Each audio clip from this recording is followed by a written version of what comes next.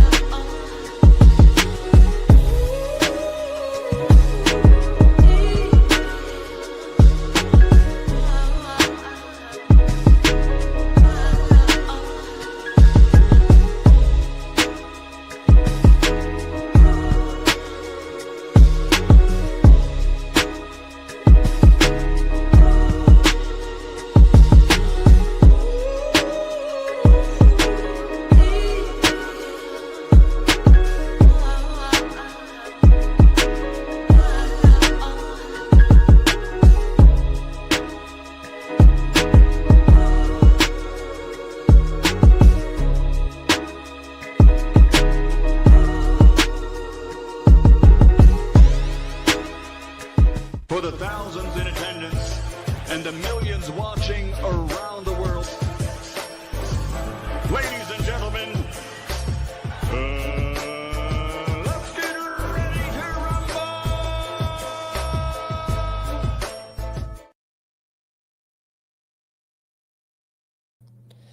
Yeah. What's up, family? This is our boy Coach Malachi in the building. And we back. Timothy Podcast, man. We back up in this business, man. Y'all already know what time it is with me, so I ain't even gotta, you get what I'm saying? I ain't gotta let you know, man. Y'all already know what time it is with the old boy shit. You know what I mean? But anyway, shout out to everybody in the chat, man. What's going on, family?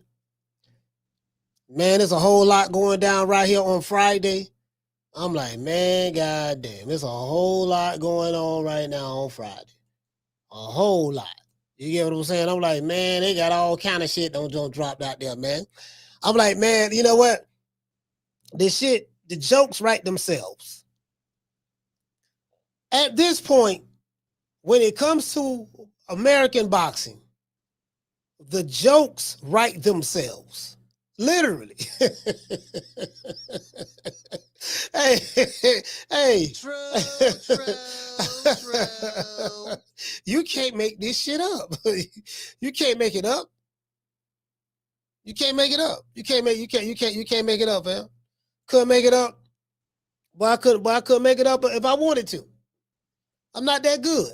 I'm not that good to make it up. The jokes, when it comes to American boxing and online American boxing, the jokes write themselves, fam. Literally. So I'm like, man, bruh. The stickiest of the icky. You want to smoke with the old boy Rick James? You dig? Bruh. Why y'all think I be laughing so much? There's so much more to laugh at. Like this is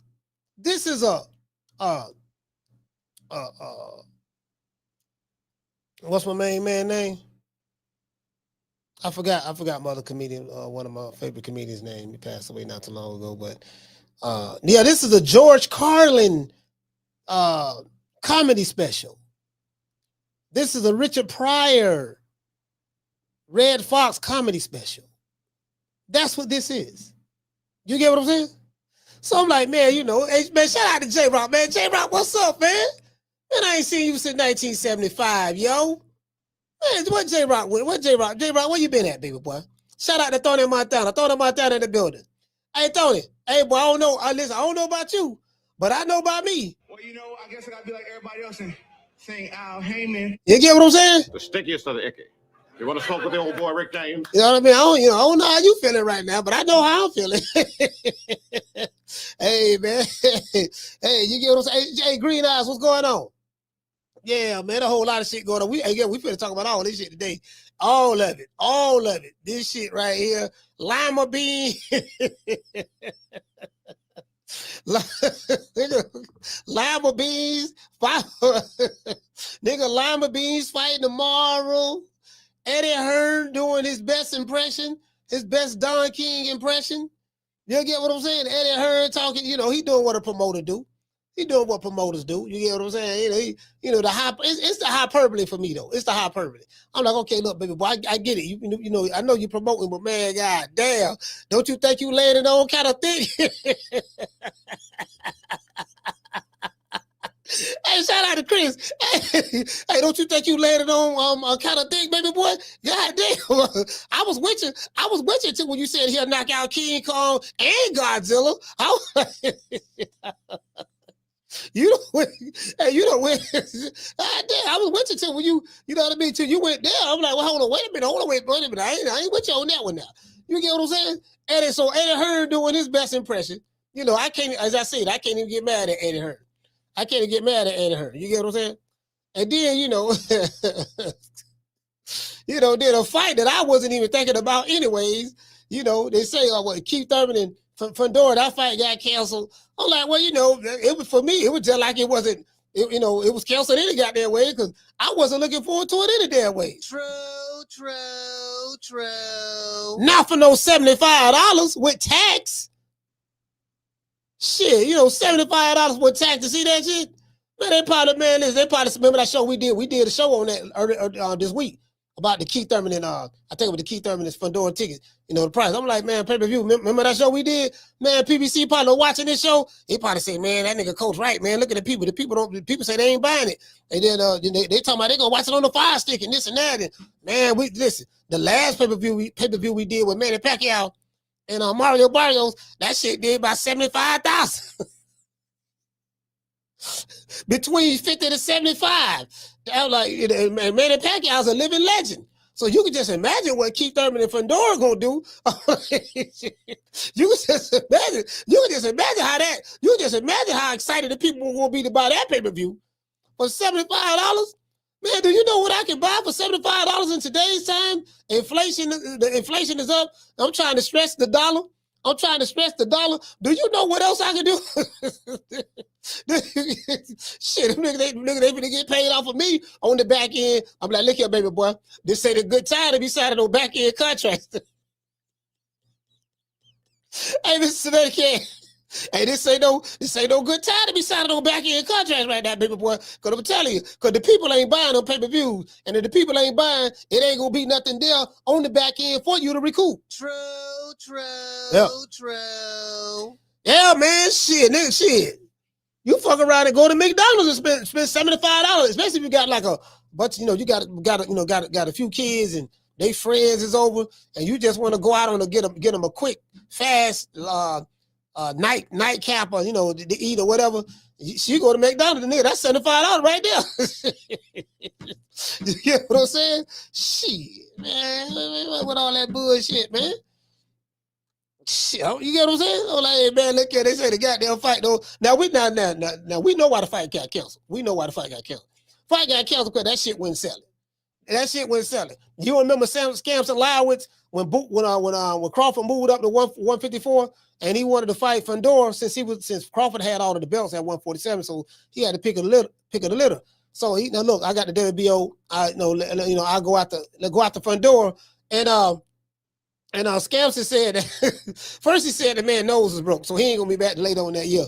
That's why he didn't immediately get stripped. Then he said that we want to fight Spence because we can do 90,000. Why fight Crawford who don't sell? But we can do 90,000 in Dallas Stadium with Fundora and Spence.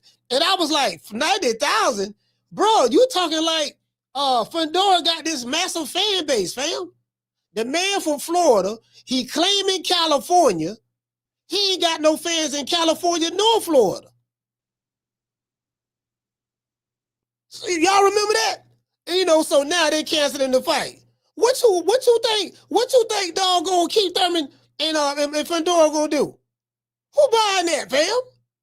I can tell you right now, ain't nobody in Florida. I'm from the Bay Area. I'm from Tampa. Keith Thurman live in Clearwater on the other side of the Gulf, other side of the Bay.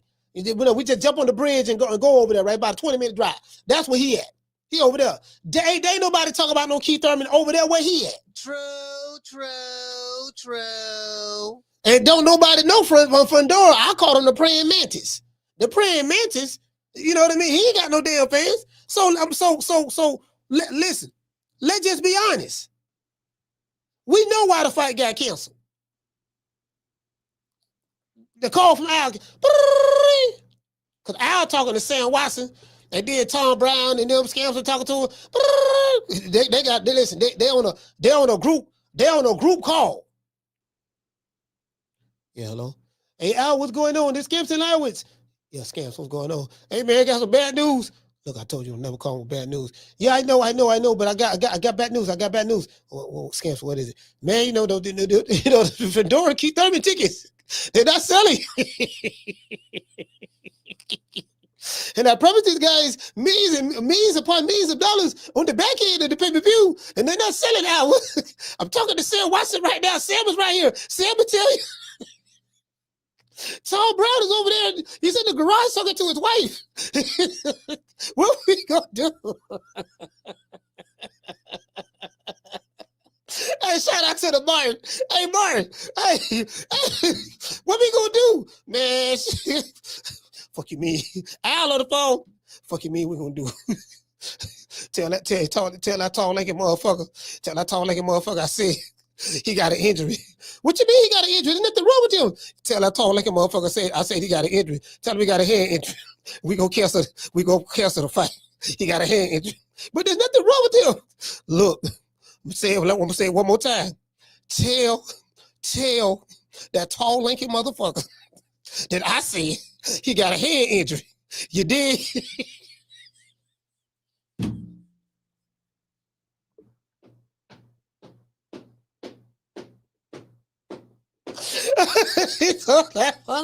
Next thing you know, Mike Carpenter posted a post on Twitter saying that the fight been canceled. Bro, I'm telling, listen, all right, y'all laughing. I'm telling y'all how this shit go. I'm telling y'all how this shit go, fam. I'm telling y'all. I know what I'm talking about, fam. I know what I'm talking about. You know how this shit go. You know. It's the only trick in the book. The only trick in the book. The only trick in the book. You know what I mean? Shit ain't going right. We got to find, you know what I mean? The old banana in the tailpipe. Who you going to believe, the banana or the tailpipe? But either way it go, it's the old banana in the tailpipe. That's wrong, that's wrong. He did nothing to you. We might well thank Al Heyman for that. Well, I guess I got to be like everybody else and sing Al Heyman. You dig? True. Hey, Schoolo. Hey, Schoolo. Hey, man. I'm just telling you what it is, fam. But this ball is taking the easy matches. Fight another ball. Take it or leave it alone. You can take it or leave it alone. I'm telling you what it is. Take it or leave it alone. You get what I'm saying? It is what, you know what I mean? You feel me? Take it or leave it alone, fam. I'm giving it to you. I'm giving it to you straight with no chaser. You know, get a strong side of Don Julio. You get what I'm saying? Yeah, man. I'm trying to tell you, man, what it is. Anyway, before we get into the show, we got to say all praises due to the Most High, the Most Exalted. No, you know what? No, I got to read my opening monologue. My bad. Damn, I'm jumping the gun. Eddie Hearn, Boots Ennis would destroy Ortiz and everybody else, you know what I mean, between 154 to 168. Eddie the Hitman Hearns, my nigga. True. Eddie Hearn is doing what Eddie Hearn does best. And that's lie, cap, and promote his favorite fighter at the moment, Jaron Boots Ennis, while at the same time tearing down any fighter that's not signed to Matchroom Promotions. To this day. Eddie Hearn belittled. Belittled the interviewer and anyone who doesn't share his point of view as it relates to his client, Jaron Boots Ennis. Eddie Hearn said, and I quote, "I've never seen anything like this. I've never seen anything like Jaron Ennis. I've been in training camps with Canelo Alvarez, Floyd Mayweather, and this guy, Boots, is unbelievable." This is what Eddie Hearn said. Now, Eddie Hearn said that, shit, he don't been in training camp with Canelo. He don't been in there with Floyd Mayweather. And and even being in there with them, he ain't never seen nothing like Boots. The Phenom is what Blue Buzz Sports TV called him, right? The Phenom. All right, okay, cool. It is what it is. It is what it is. If you think that Vergil Ortiz would beat Jaron Ennis, then you don't know shit about boxing. If you think Bahkram or Sebastian Fundora would beat Jaron Ennis, then you don't know shit about boxing. This is what Eddie Hearn said. So says a motherfucker who had a 5-on-5 tournament against Queensberry fighters, and all of your fighters got their ass whipped. Every last one of them. You went 0-5. But anyways, I digress. Eddie Hearn continues. The only fighter between 154 and 168 pounds that I can't categorically sit here and tell you that Jaron beats is Terence Crawford. This is what he said. And I still believe that Jaron Ennis will beat him. But I'm not sure.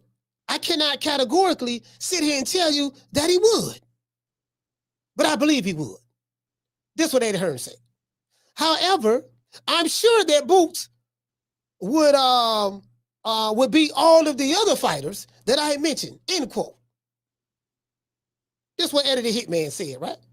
Now, to me, this was the funniest shit I heard in a long time. I'm going to tell you why.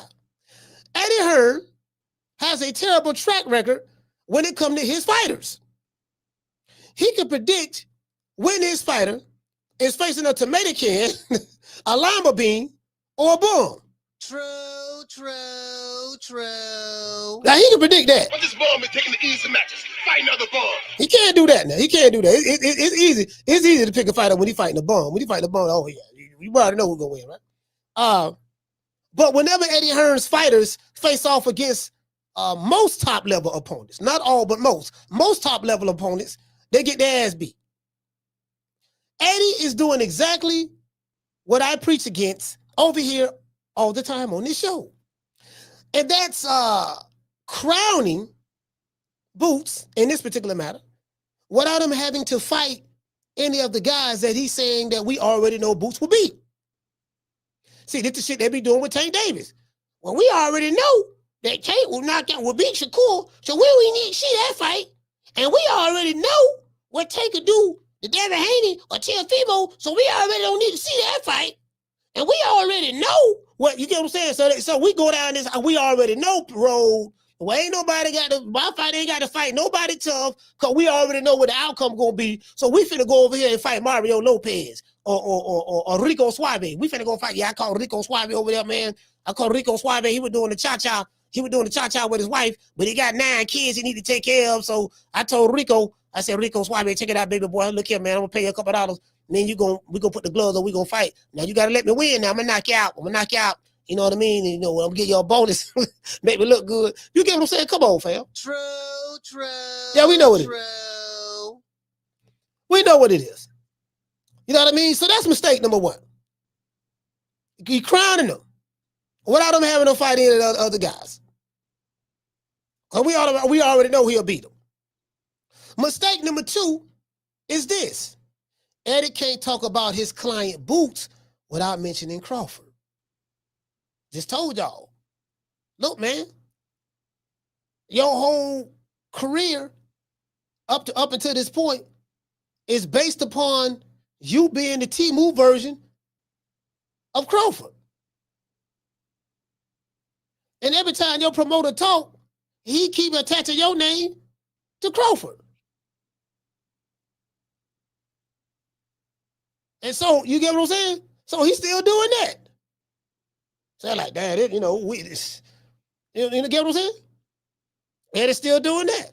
That's mistake number 2.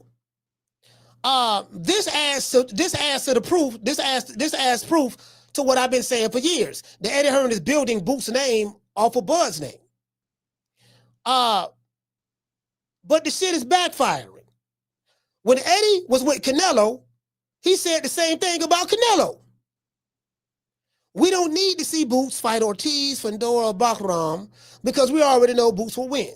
Now, Eddie Hearn didn't say that, but he did say we already know, he'll beat all of those guys. It's a foregone conclusion he'll beat them. And Eddie Hearn may very well be right. But guess what? We need to see it. True. We need to see it. We need to see it now. I hear what you're saying, baby boy. I see you bumping your gums, but we need to see it now. You get what I'm saying? Now, as I said before, But as I said before, this shit is backfiring. You know, when Eddie Hearn was when he was with Canelo, he did the same goddamn thing. Now we don't need to see any of those other fights because we know he'll automatically win. This is the same shit some of the online boxing fans and YouTube channels do every day. What they do every day? Foregone conclusion victories. They giving niggas undisputed in foregone conclusion matches. This the only area where you can there's a foregone conclusion that you will be undisputed. So we might as well just say you undisputed. Hell, he'll beat all them dudes who got the belt. So since we know he'll beat them already, he ain't got to fight them. We just might as well say that he the one that's undisputed. Our fighter, he really undisputed. Yeah, you know what I mean? Because we already know he'll beat them anyways. So this the era we in right now. True. We already know era.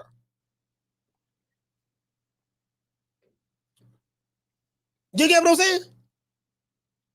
Just got to throw that out there. This where we at now. This where we at now. You know, it is what it is.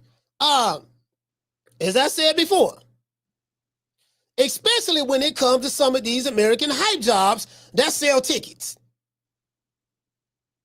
Anyways, let's look at the comment section to see what the people have to say. You know, say about Eddie Hearn's comments, because you know we love the comment section. In other news, we have other news.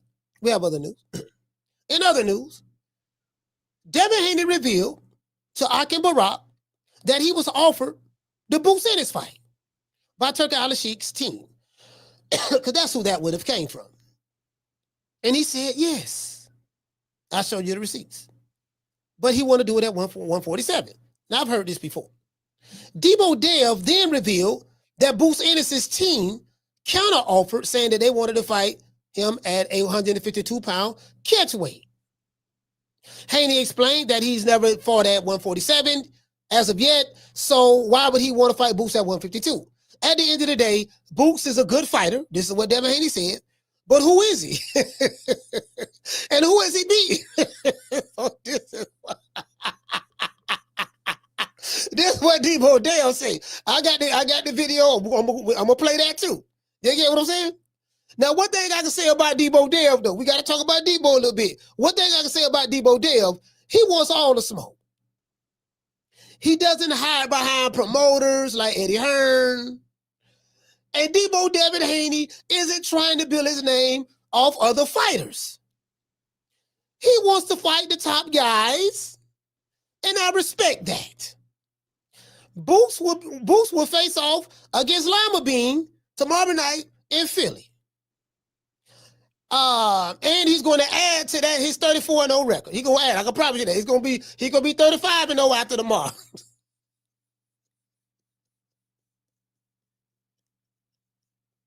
Five more fights after that, he'll be at 40.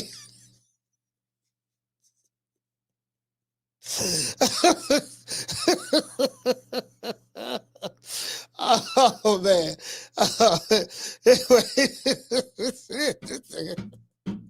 Nigga for the break Floyd record in the minute. Nigga for the catch this shit. Write that shit down. Hey, shout out to Summer in November. Summer, what's going on? Hey, look here, man. Debo Dale, man. Hey, look here, Debo Dale, man. You know, we stepping on shit, man. Stepping on. Debo Dale, man, playing, man. I like this new version of Devin Haney.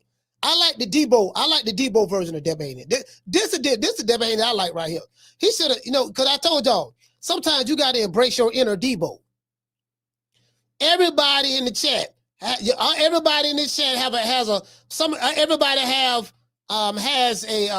inner Debo inside of you. You gotta tap deep inside and dig deep and tap into that inner Debo. You get what I'm saying? Everybody in the chat got Debo in them, some way, form, or fashion. You get what I'm saying? That's all I'm saying. True. Yeah. You know what I mean? So it is what it is. As we let the Debo Dev, as I said before, he want to fight the top guys, and I respect that. Now, Boots will face off against Lima Bean tomorrow night in Philly, and he will add to his 34-0 record. You know, if you want me to go live for this Boots versus Lima Bean fight, Support the channel via Cash App. We got to get $100. We get $100 via Cash App or whatever. You know what I mean? During the show or whatever, I'll go live for that shit, man. Other than that, I wasn't planning on going for live for that. But I'm just being honest with you, fam. I'm not interested in lima bean. I'm not. But it is what it is. Just want to throw that out there, right? Y'all sit in Cash App showing at the bottom. Anyways, as I said before, if we raise, if we get $100, I'll go live for the shit, man. Fuck that. I wasn't planning on it. You know what I mean? To be honest with you, so it's just some shit I'm not interested in. And you guys know me. If it's some fights I'm not interested in, I ain't going live for it. Shit, I didn't go. There's a couple of fights I didn't go live for. Shit, I didn't go live for when Canelo fought.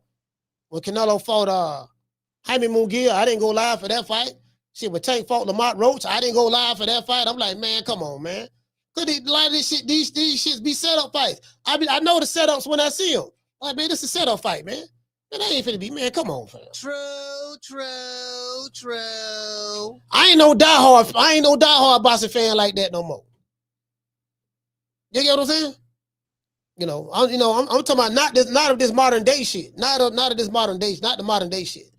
I'm a diehard of the older shit. The modern day shit, I'm like, man, the modern day shit, I'm just rolling with the punches on this shit, to be honest with you. Anyway, today's show was sponsored by Foster's Barbershop. If you're in the city of Tampa, download the app Booksy. That's BOOKSY. Look up Foster's Barbershop. Book an appointment. If you're, Foster's Barbershop is located at 1923 West Main Street, West Tampa, Florida, 33607. Call, book an appointment. You can book it right through the app as well. And, let them know that Coach Malachi sent you. You will receive a 10% discount. Let's give our Foster, our sponsor, Foster, a round of applause.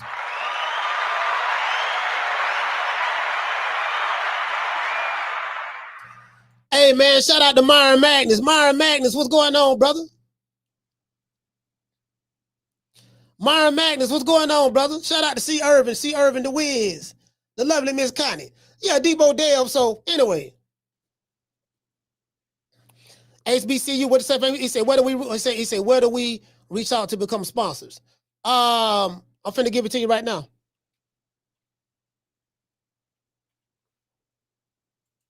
Reach out to me here.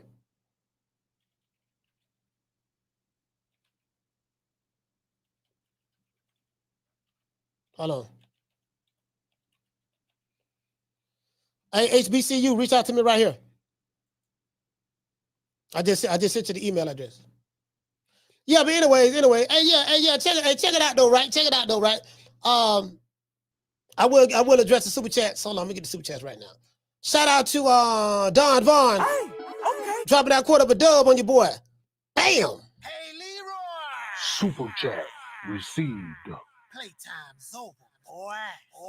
He say, salute, coach. You want to laugh? Check out Marco Boston short. Ennis versus Lima. Yeah, I'll check him out.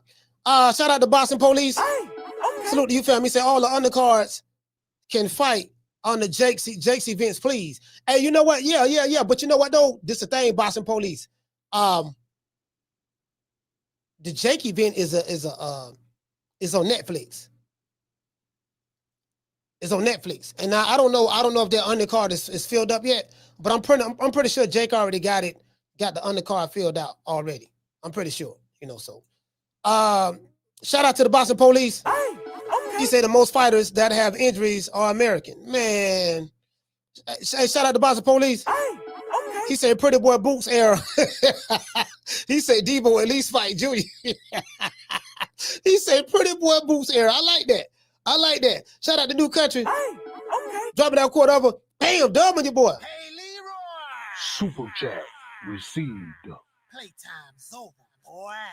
Hey, Country say, Coach, all this talk about Debo Dale. Remember what happened at the end of the movie. But see, this is the thing. This ain't no movie, Leroy. Hey, New Country. This ain't no movie. This the real deal. Down from the bar, there's a platform stage. People pimping, sharp as razor blades. You know what I mean? Mr. Tuck Your Chain. You know what? Just imagine you standing next to somebody and a dude looking at you, frowning up at you, and you looking at him and you asking him, you say, man, what you frowning up at me for? He said, I'm looking at you for the disrespect. You like, man, what disrespect? You know what I mean? I'm taking it as disrespect that you got the nerve to wear that chain on the outside of your shirt around me, knowing I snatch chains off niggas' necks. Knowing that's what I do, I snatch chains off people's necks. Tuck your chain, punk. Show me some respect. Nigga tell you some shit.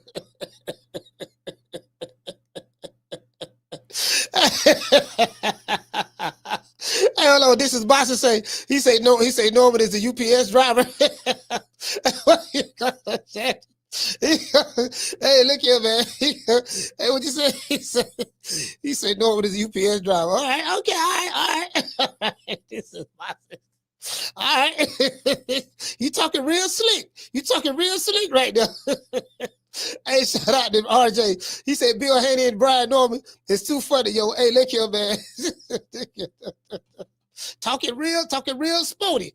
I see you talking real sporty, man. It is what it is. Well, you know, I guess I gotta be like everybody else and think Al Heyman. I can quit my job now, baby. 6 figures, baby. You feel me? I'm about to But a name. Do you have a name? Oh, nah, I ain't got no name, you know.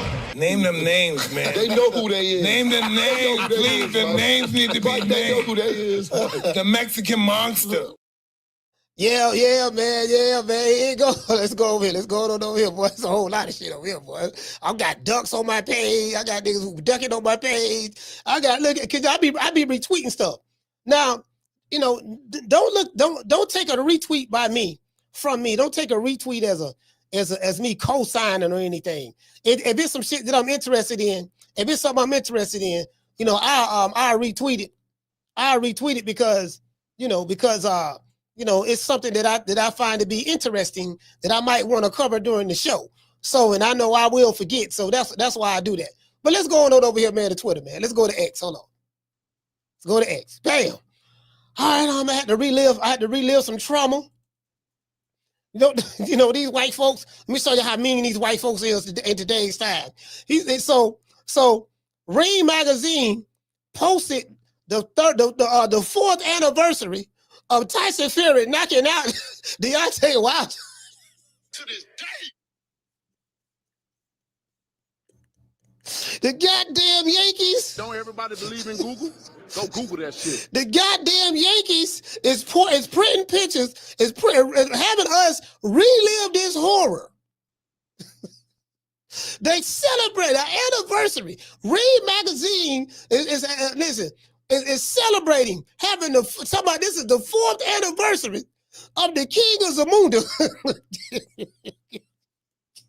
You just sit here, you don't know what I'm talking about?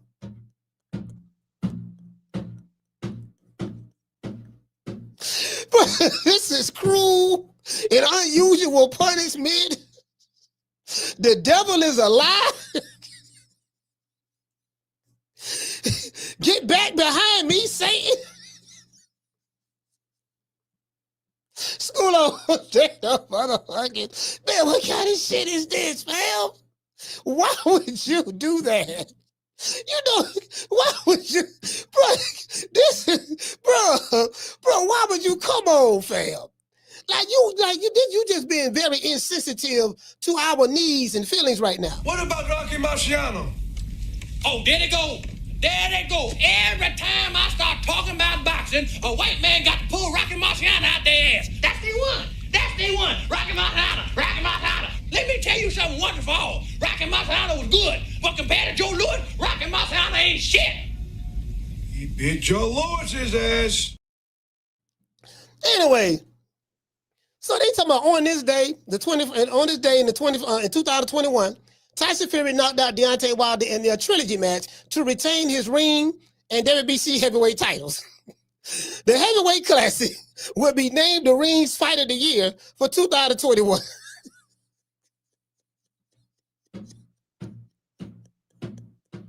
Boy, I remember this shit like it was yesterday.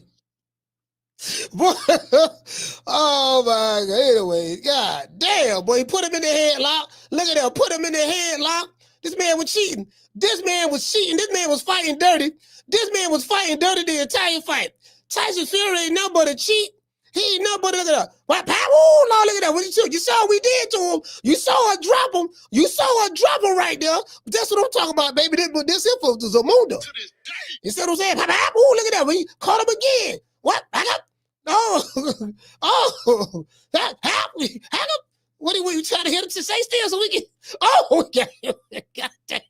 Why? Oh, just dropped him again. We hit him in the back of the head, but we did what we had to do. Oh, yeah. Oh, okay, that was okay, tight. Okay, that was 2 knockdowns apiece. 2 knockdowns apiece. Now, what's gonna happen? Okay, 2 knockdowns apiece now. Now we even. 2 knockdowns. He caught him with uppercut. Lord have mercy. Oh, he mugging him. He fighting dirty. You know he a gypsy. Got him in the head, Lord. Anything to cheat the black man. And they had the nerve, man. Come on, fam. Listen, they had the nerve. Bro, like, this is cruel and unusual punishment. Doggone Bob Arab gonna show this. Okay, all right, that's cool. All right, here you go right here. As you guys can see, Sebastian Fundora suffered a head injury, and his junior middleweight title defense versus Keith Thurman on October the 25th has been postponed. Sources tell Mike Compton. Now, we know what time it is. Right? Wasn't nobody talking about this on the streets? They were, listen, that 90,000 that Scamps and Liowitz said that was gonna come see the Fundora versus Errol Spence. That 90,000 miraculously disappeared because this man ain't got no fans and this man ain't got no fans. So we got to I got there for Sebastian Fundora. He looked like he jumped out of time capsule. He looked like a 1980 some detective, from the 80s. This man looked like a detective from the 80s, some old Miami Vice or Hill Street Blues or TJ Hooker. You know what I mean? Or Magnum PI. Or you get what I'm saying? Or something like that there. Miami Vice. Like, man, tall like it motherfucker, right? So holler about his hand. He hurt his hand. So we got, you get what I'm saying? This shit right here. Let's see what the people say. He said, strip Fundora, enough of the bullshit. Let Vergil and Lubin fight for the full belt. Cap, don't nobody believe it. Hey, shout out to Miss Connie. Don't nobody believe it. This dude right here said it seems like a joke, but most active PBC fighter this year is going to be Manny Pacquiao. Bro, look here, fam. The people, bro, it's bad over there, boy. It's shaking like booty meat over there. I told you, them niggas on welfare over there, fam. They on welfare. I ain't mad at nobody if you're on hard times. You gotta do what you gotta do. If you're on hard times, you got to do what you got to do, man. Them boys on hard times over there, fam. So it said the WBC will corruptly let Fundora and Thurman be rebooked, even though Vergil has been the interim champ for a year, while the PBC and Fundora ducks him. Now, I hear what he's saying, but Vergil Ortiz and his promoter ain't really pushing for no fight for no title right now, anyways. So that's why they're not making a big deal about it. See, this is what they do. You get what I'm saying? We're going to sit here and marinate this intern belt. We ain't really trying to, like, Vergil been a pro for 9 years, so they comfortable holding the intern titles and, you know what I mean, stuff like that. They cool with that. True. They ain't trying to fight nobody either, you know what I mean? So, no champion anyways, Anyway, okay, let's continue. Let's keep going down. Here go Booger Ray Leonard. Booger Ray says Tank wanted to fight every one of those guys. I know firsthand. So here you go right here. He might be 30-0 on paper, but who the nigga fought? So it looked good on paper, but there don't be nobody. So Gervonta Davis is saying that a dude might look good on paper, a fighter. You know what I mean? He could be 30-0 with 75 knockouts. But he ain't fought nobody. So this what Tank said. Let's hear it again. He might be 30-0 on paper, but who the nigga fought? So it looked good on paper, but there don't be nobody. Who that sound like? Ain't anybody who been following my channel for almost 5 years. 2 months, January next year will be 5 years we had the channel. 5 years. Listen, y'all know that's all I say. Y'all know that's all we say over here. Yeah, the nigga 30-0, but who did he beat? Who the man beat? This man got a resume. This man got Snarf from the Thundercats, Krillin from Dragon Ball Z, Bulma for Dragon Ball Z. Let's see. He got Master Roshi. He got, who else he got? He got the Care Bears. You know, we got Rainbow Bright, the Munchie Cheese. You know, Mr. Snuffleupagus, Big Bird, the Cookie Monster. I've been saying this for years. I've been saying this for years. Nigga 75-0. Hey, bro, hey, perfect example. Jaime Mugiel. Jaime Mugiel was a perfect example. Before Jaime Mugiel lost a fight, bad girl TKO with her racist ass. She just come over here, Jaime, he just a baby. Y'all remember that? Because I was pointing out the fact, I said, man, Jaime Mugiel ain't fight no goddamn body, man. This man finna break Floyd Mayweather record. She told me, so why you want Jaime? Because she was trying to sell me on this Jaime Mugiel was the next Mexican star. I'm like, where? How? He ain't fight nobody. He ain't fight nobody. Come on, listen, man. They talk about a padded record. Shit, you know how Golden Boy do it. True. PBC do the same shit. A padded record like a motherfucker. You think this nigga is a killer? So listen, I'm gonna give you a perfect example of a padded record. PBC fighter. Jamal Charlo. You don't get no more damn near padded than that. Boy, Jamal Charlo ain't fought nobody. Bro, when you look at his resume, his best fights is at 154. But once he went up the move, bro, he had but a couple of good fights there. A couple. In that middleweight, he ain't fight nobody. But he was considered one of the best fighters. Best American fighters. And I'm like, based on what? I mean, yeah, he beat J-Rock. You get what I'm saying? Y'all remember that? He beat J-Rock. He beat J-Rock, but outside of J-Rock, what he did. You know, that's all I'm saying. Shit, so you see what they doing with Vergil Ortiz? I'm like, man, come on, fam. So, you know, a lot of these dudes, they be smoking mirrors. So I just want to throw that out there. Shout out to Boston Police. Hey, okay. Salute to you, fam. You say, Coach, you can read my mind on Vergil. Yeah, man, I be like, see, this what I be like, fam. I be like, with me, that's why I say, don't be coming over here telling me your fighter's some goddamn killer. Because I'm going to be looking at him like, okay. Shout out to Boston Police. Would say he's fighting a journeyman after winning 34 in a row.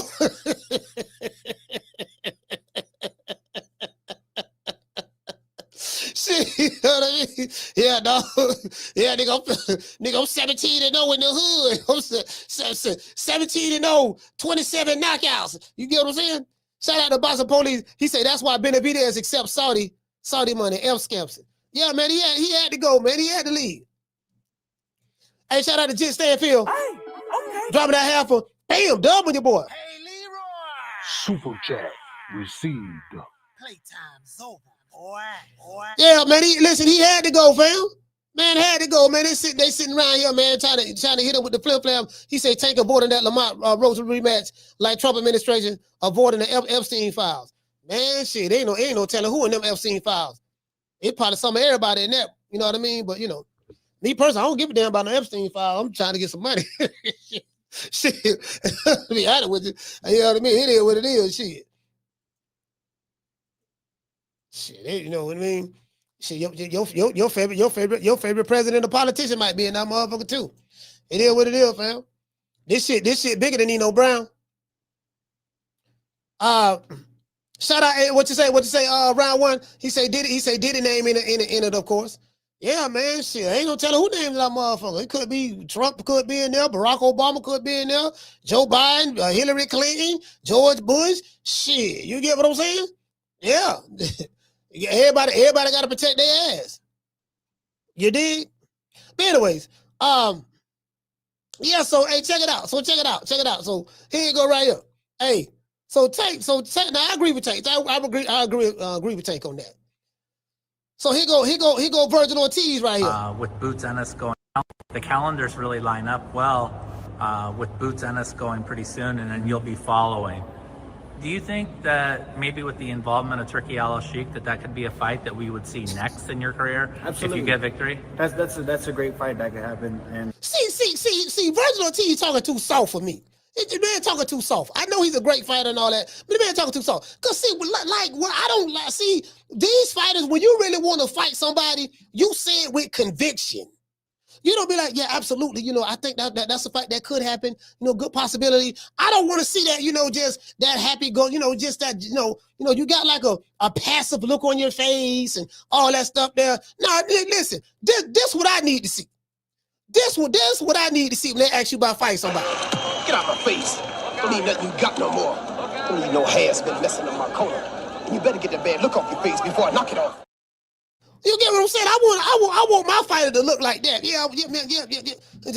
So as soon as they say, yeah, I want to fight that nigga, man. Yeah, I want to fight a man. Man, been ducking me, man. Man, we tried to make the fight. We tried to make the fight before, you know, when he was at 147, and then he said he was moving up to 154, and then the Sheik had dropped the bag and said, look, I'm gonna pay you this and pay me that, and we gonna make it happen. And then he changed his mind and he ducked me. So now this, you know, like I want to hear Verge talk like that. He ain't talking like that. But what do I expect from a guy who never fought for a title? True.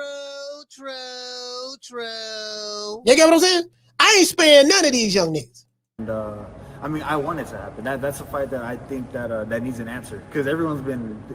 I mean, even I've been, you know, wondering. Oh, let's see what happens in that fight. 147, now 147, 154, and I'm excited to be a part of big fights like that everyone wants to watch. So it's a yes for me. Yeah.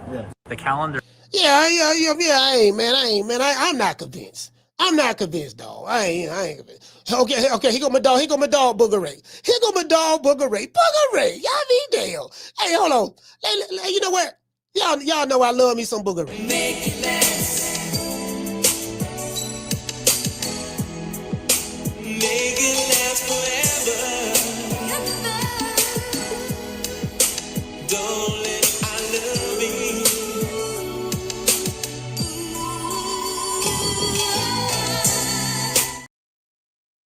Hey, all right, so here you go. So Booger Ray came out of the woodwork. He's on Twitter going to war with the fellow Twitterites, and he's responded to Matt Kellerman. Margarito was.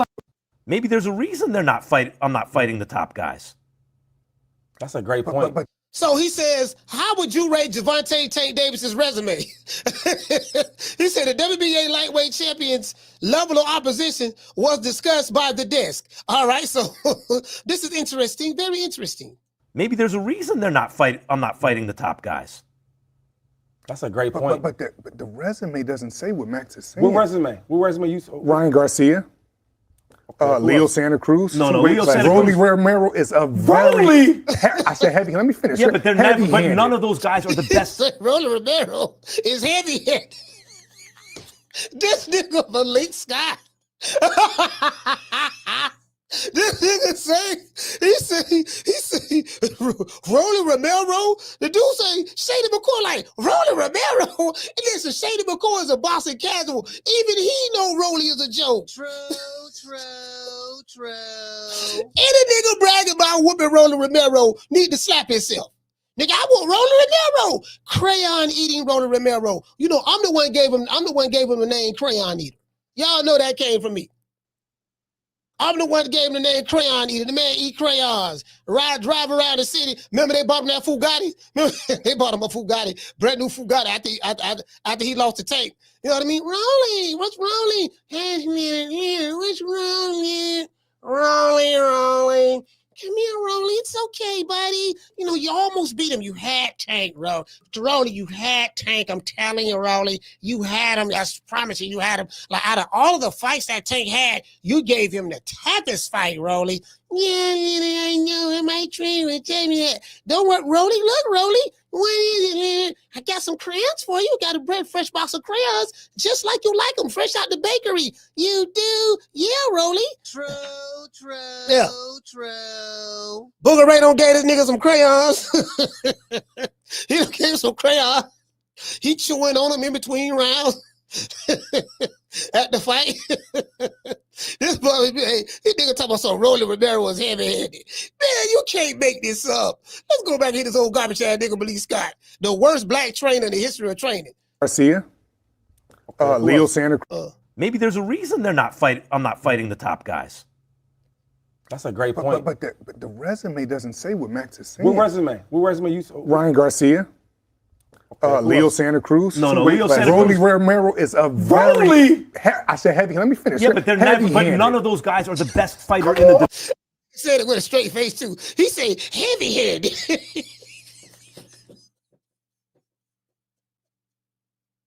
Hey, Schoolo, the man say heavy-handed. Hey, but you know what though? Nigga Rolly, shit, all boys to the side. Let's see, Rolly don't fault Tank.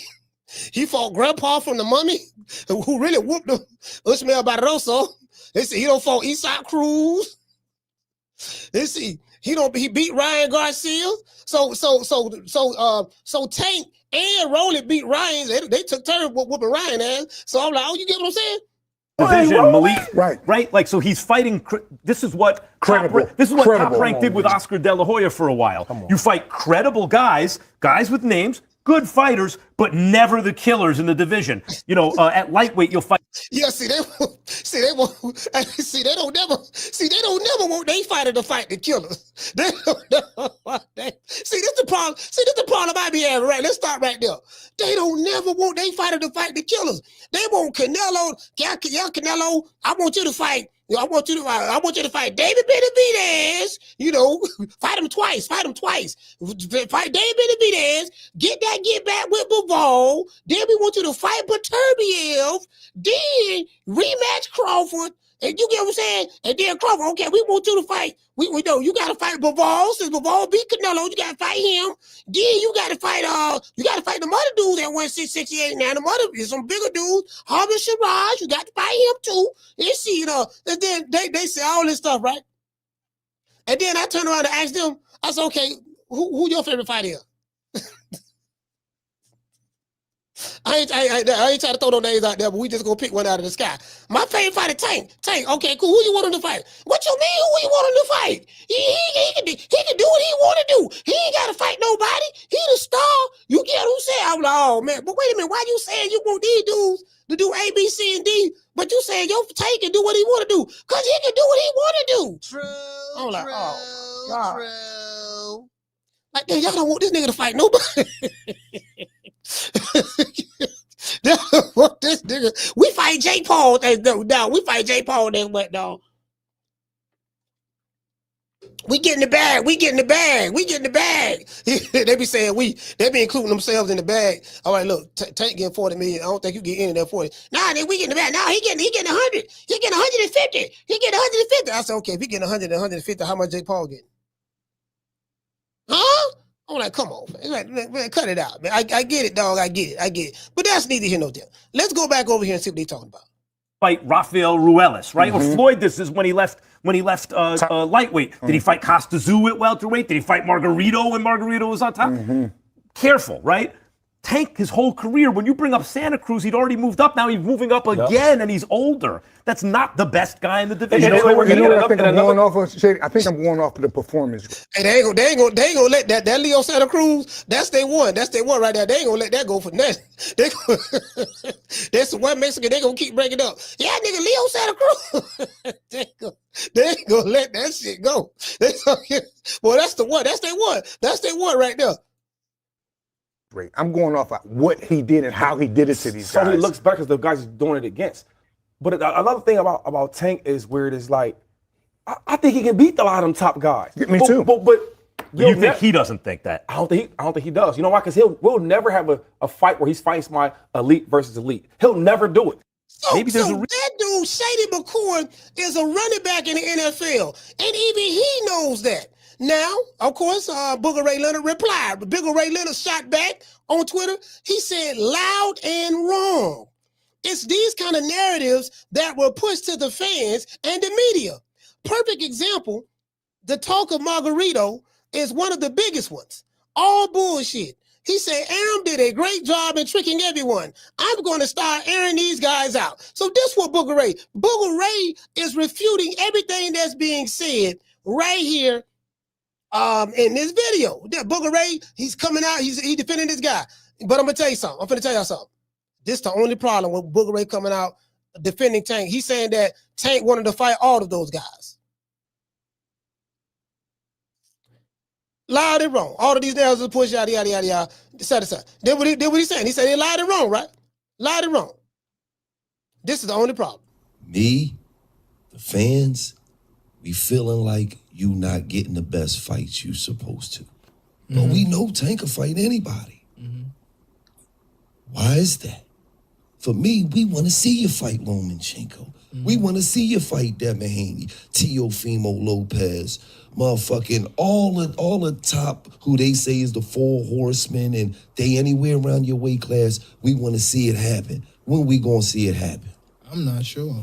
I don't. That's ain't got the nothing to do best with it. answer you That can was give. real shit. That's some real shit. I can't. I don't know. That's like. How many times you don't went in there and said, I want these niggas, man? To be honest, I ain't never said.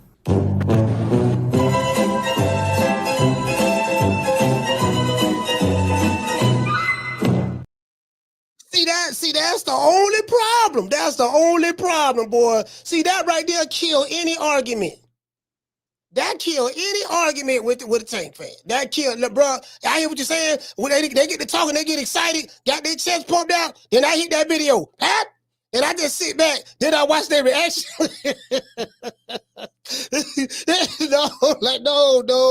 No. I hear what you're saying, fam. I hear what you're saying, fam. I get it. All right, I got you. Okay, whatever. Anyway, I digress. Now this is Eddie the Hitman Hearn. Let's see what Eddie the Hitman talk about. With Jack Catterall, you know, his manager Sam Jones, and they're just like, they've been watching him spar, and Sam's just been messaging me going, I've never seen anything like this. I've been in training camp with Canelo Alvarez, you know, all these top fighters, Mayweather, and this guy is unbelievable. I said, I told you. Like, if you think that Vergil Ortiz will beat Jaron Ennis, then you don't know shit about boxing. Eddie, Right? that was my next question. If you think that Murtsalayev beats Jaron Ennis, you don't know shit about boxing. If you think Sebastian Fundora beats Jaron Boots Ennis, you don't know shit about boxing.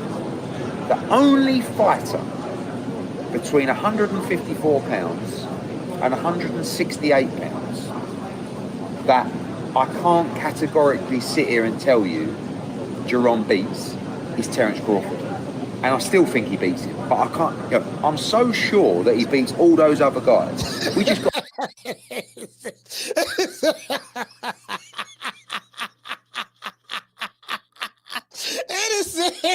Eddie say, I'm so sure that he'll beat all of those other guys. I'm like, hey, look here, I ain't gonna lie, dog.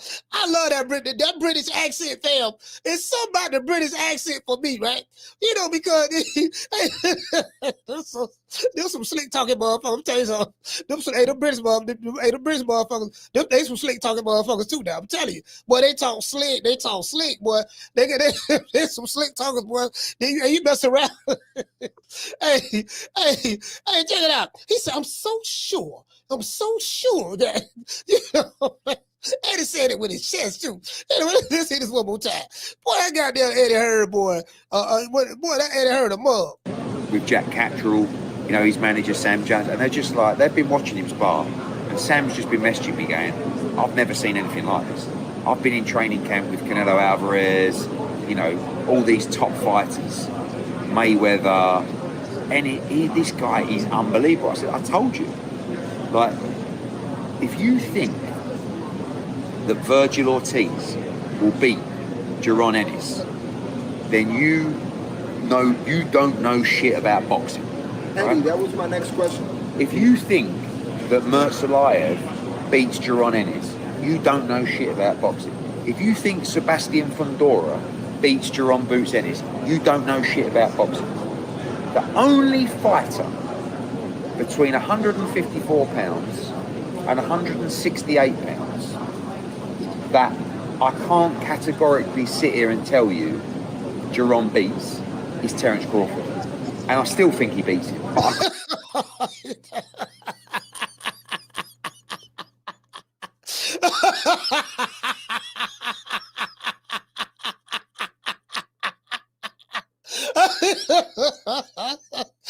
I need a promoter like that.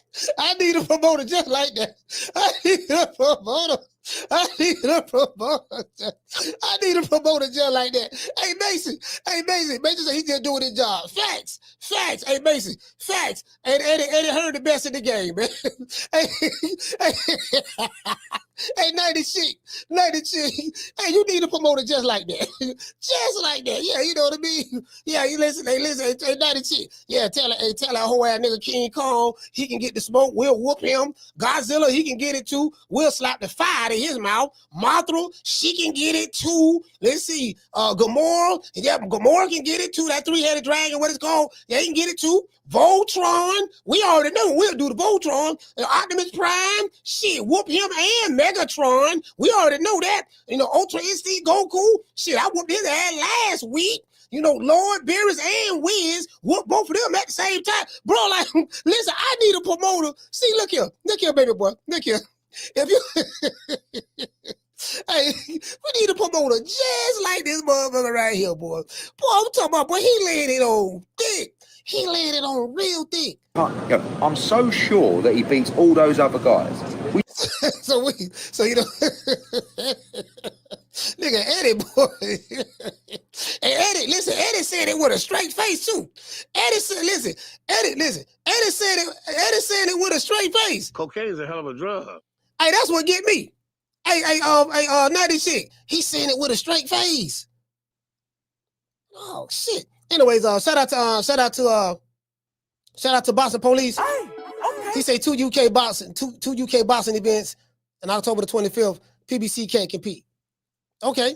Shout out to Destiny Black. Hey, okay. Dropping that quarter of a dub on your boy. He say radio fight tomorrow is going to be cherry pick going wrong. He say Lima is going to put radio back in the little bus. No, y'all don't feel it, people slow. No, man. Listen, man. Bro, Destiny Black. Nah, I'm telling you, Boots ain't gonna lose this fight. If Boots lose the Lyman Bean tomorrow night in Philly, nah, bro. No, man, nah. Boots ain't losing to this dude. Boots ain't gonna lose, fam. He ain't gonna lose. Listen, hey, Destiny Black. If Boots, so you try to say this? You try to say this is a cherry pick going wrong? This nigga Lima Bean better not go 12 rounds. Boy, he better not go 12, bro. Listen, I'm gonna tell you why. I'm saying that. Because if this guy is everything, if this guy is what you say he is, if he is what you say he is, then he don't go 12 with Lima Bean. If he is what you say he is, he don't go 12 with Lima Bean. True. You get what I'm saying? Hey, bro, he don't go 12 with Lima Bean. You get what I'm saying, fam? Anyway, hey, listen, man, Destiny Black, boy, you funny at the bug. Hey, shout out to Destiny Black. Hey. Okay. Dropping that quarter of a damn dub on your boy. Hey, Leroy. Super chat received. Playtime's over, boy. He said Eddie don't believe that because radio don't believe that. Radio. He said if he believe that, he wouldn't need a tune-up for 54. Win has fought at 54 already. This is his first fight at 54. Lima been there for a little bit. This is his first fight at 54. You get what I'm saying? So see, that's the problem I have too, as I said before. If you're going to compare him to a guy from Omaha, Nebraska, okay, well, at least do what the guy from Omaha, Nebraska did. When you move up to a new division, you immediately fight the champion. Immediately. Because when you move up, you got the right to do that. You know, when you move up, you immediately, because you had the IBF and welterweight, which was Bahkram got in junior middleweight, and you had the WBA. You immediately fight. If you're going to compare him to the other guy, because the other guy, when he moves up to a new division, he immediately fights whoever that champion is in that sanctioned body. So you at least have to do that. That's all I'm saying. If you comparing, you get what I'm saying?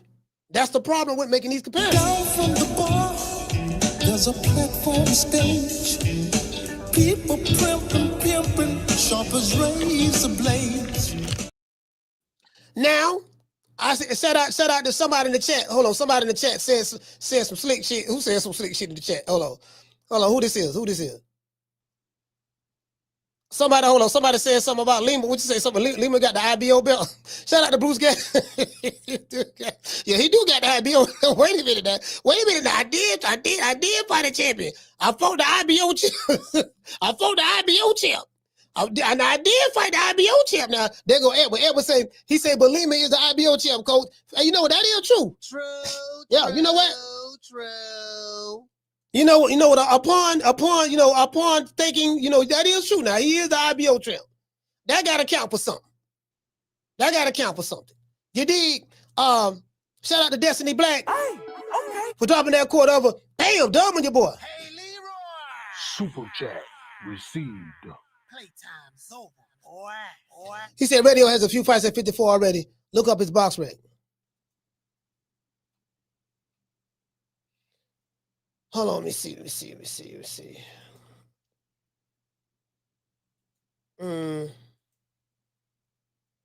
No, I'm talking. I was talking about Boots. Boots ain't have a few fights at 154. That's what I was talking about. I was talking about Boots.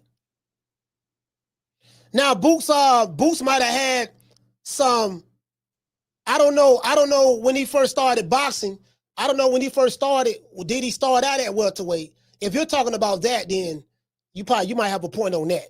But I'm saying for the most part, he's mostly been fighting at welterweight for the most part. Yeah, but hold on. Let's go back over here. Eddie, listen. Eddie said that shit. Eddie said that shit with a straight face. That one got me. Eddie said this shit with a straight face. Oh, Eddie, boy, that's got to promote I need right here. And here go Debo Dev. Y'all see Debo.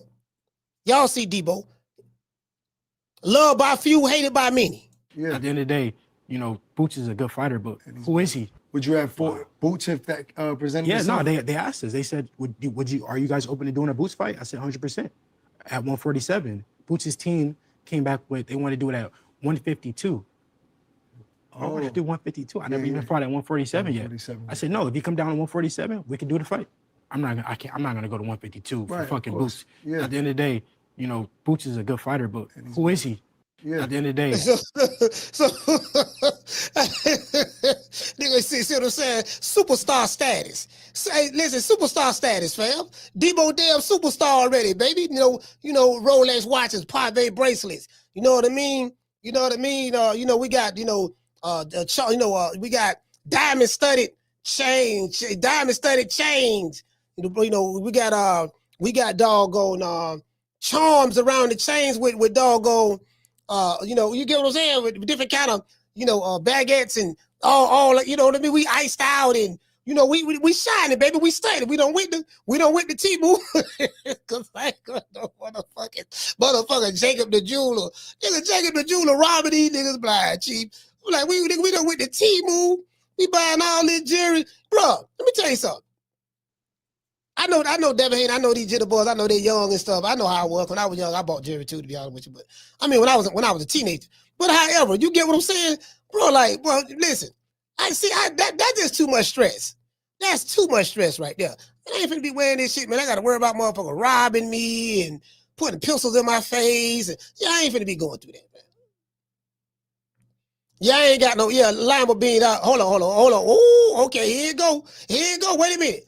I forgot all about this one. The Bronze Bomber. Talk to him. You have a fight coming up or no? I do have some coming up, and we're looking in January. Okay. I've signed the contract already, but I can't. No details to be given at this point, but it's definitely live. It's gonna happen. I got a big year next year. Okay. So I'm looking forward to it. I'm excited about it, and I hope everybody else to look forward and get excited about it too. All I can say is two-time. Two-time what?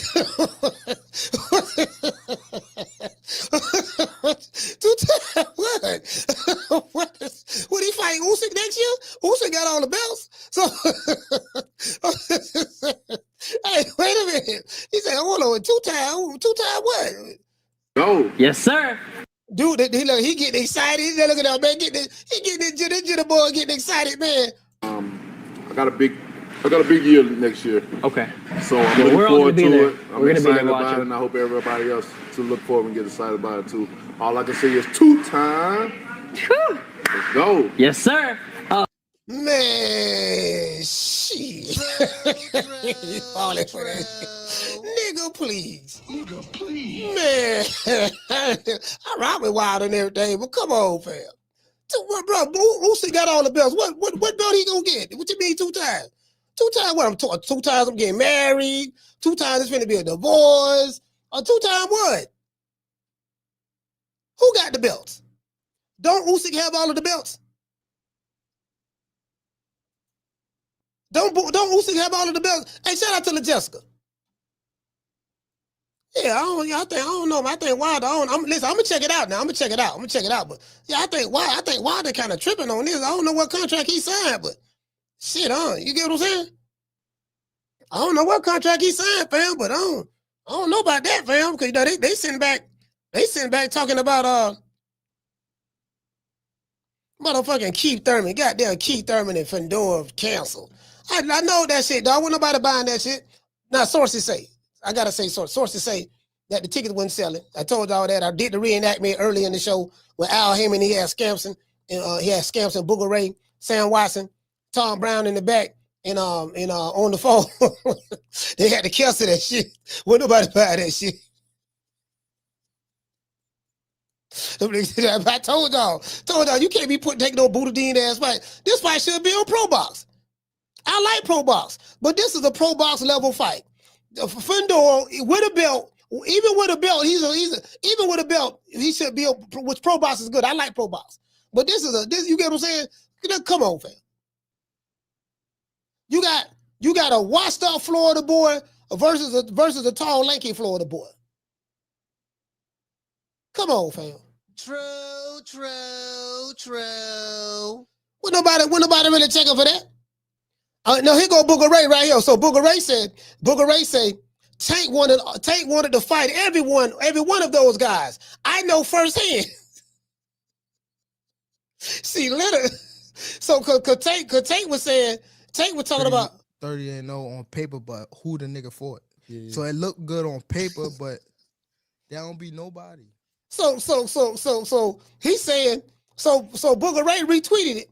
And of course, I retweeted it. He said Tank wanted to fight every one of those guys. I know firsthand. But as I said before, the only problem with Booger Ray saying that is this. Me, the fans, we feeling like you not getting the best fights you supposed to.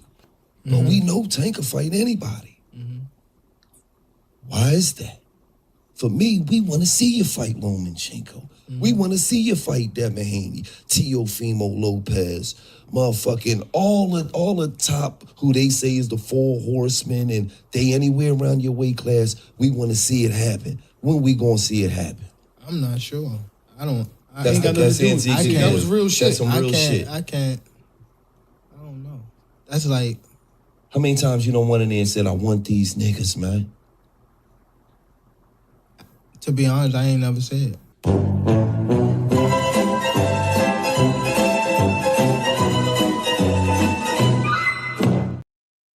Hey man, that shit right there, boy. That's the end all be all. That's the end all be all arguments right there. They go to argue, they go to having all that energy, yelling and screaming, sticking their chests out. All I do is me, the fans, be feeling like you're not getting the best fights you're supposed to. But we know Tank can fight anybody. Why is that? For me, we want to see you fight Lomachenko. We want to see you fight Devin Haney, Teofimo Lopez, or any one of those guys in or around your division. When are we going to see that? I'm not sure. I'm not. When was the last time you went in there and said, I want these niggas, man? To be honest, I ain't never said. So you get what I'm saying? That right there, that's the end all be all, dog. We ain't got nothing to talk about. That nigga, I ain't finna argue with you. Cause see, I know you want to argue. I know you want to argue, but I don't feel like arguing. You want to argue? I can't argue with you. You mad? Look at you. You mad? I don't get paid to argue with you. Who is you? You ain't nobody. Yeah, that's the end all be all. Ain't nothing to talk about. Case open, case closed. Let's move on to the next subject. Matter of fact. Here, Booger Ray, hold on, Booger Ray, what Booger Ray at? Hold on. Booger Ray been active on Twitter though. Hey, y'all, hold on, let's start Booger Ray Leonard page right now. Y'all know I like Leonard Ellerby.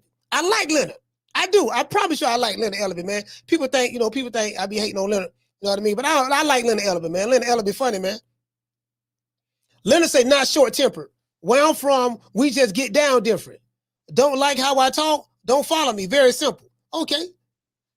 This guy say Leonard Ellerby, top promoter and legend of boxing, but short-tempered. Okay. All right. Booger Ray been very active today. He say Bob was in his element. He was hot. We outsmarted him and got out the contract, and the rest is history. He did a phenomenal job with the boogeyman. Great times. Okay. Oh, he was talking about Margarito.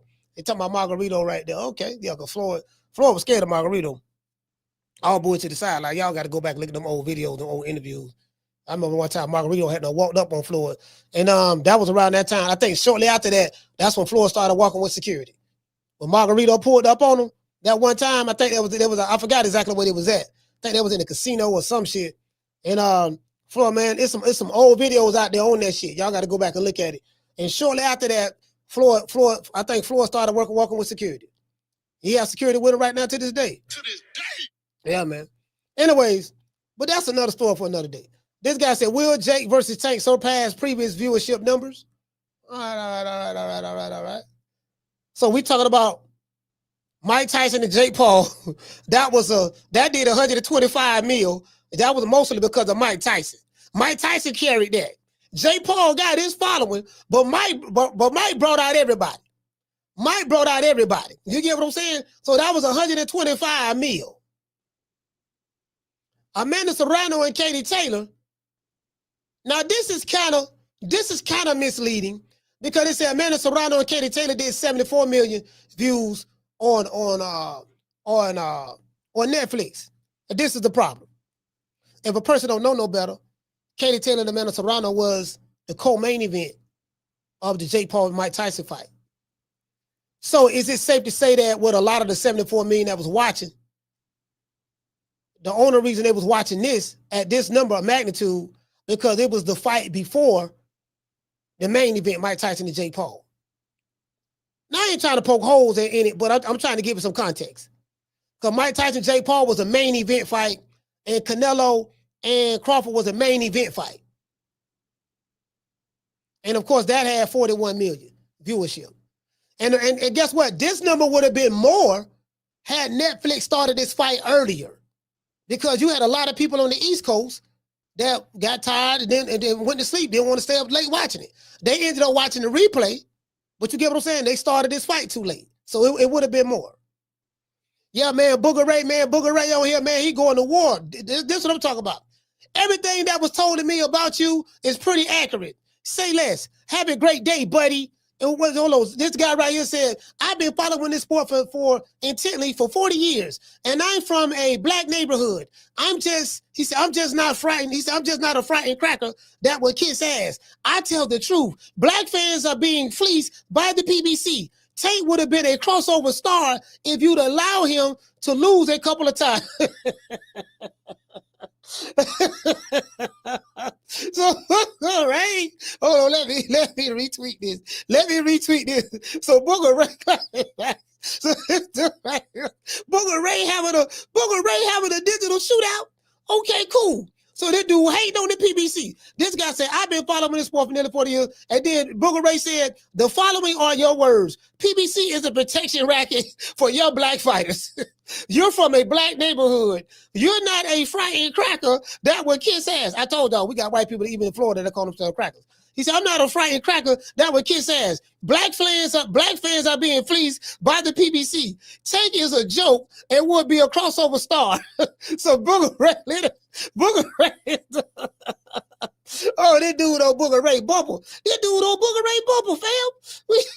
See, the white man is attacking our brother. The white man is attacking our brother, Booger Ray.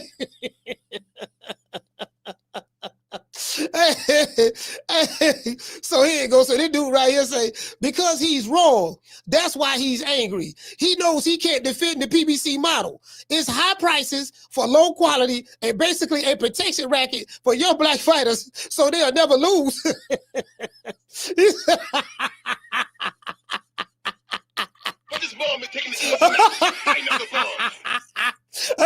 You see this? This is my first time seeing this. This dude was saying, he said the PBC is a protection racket for young black fighters so that they would never lose.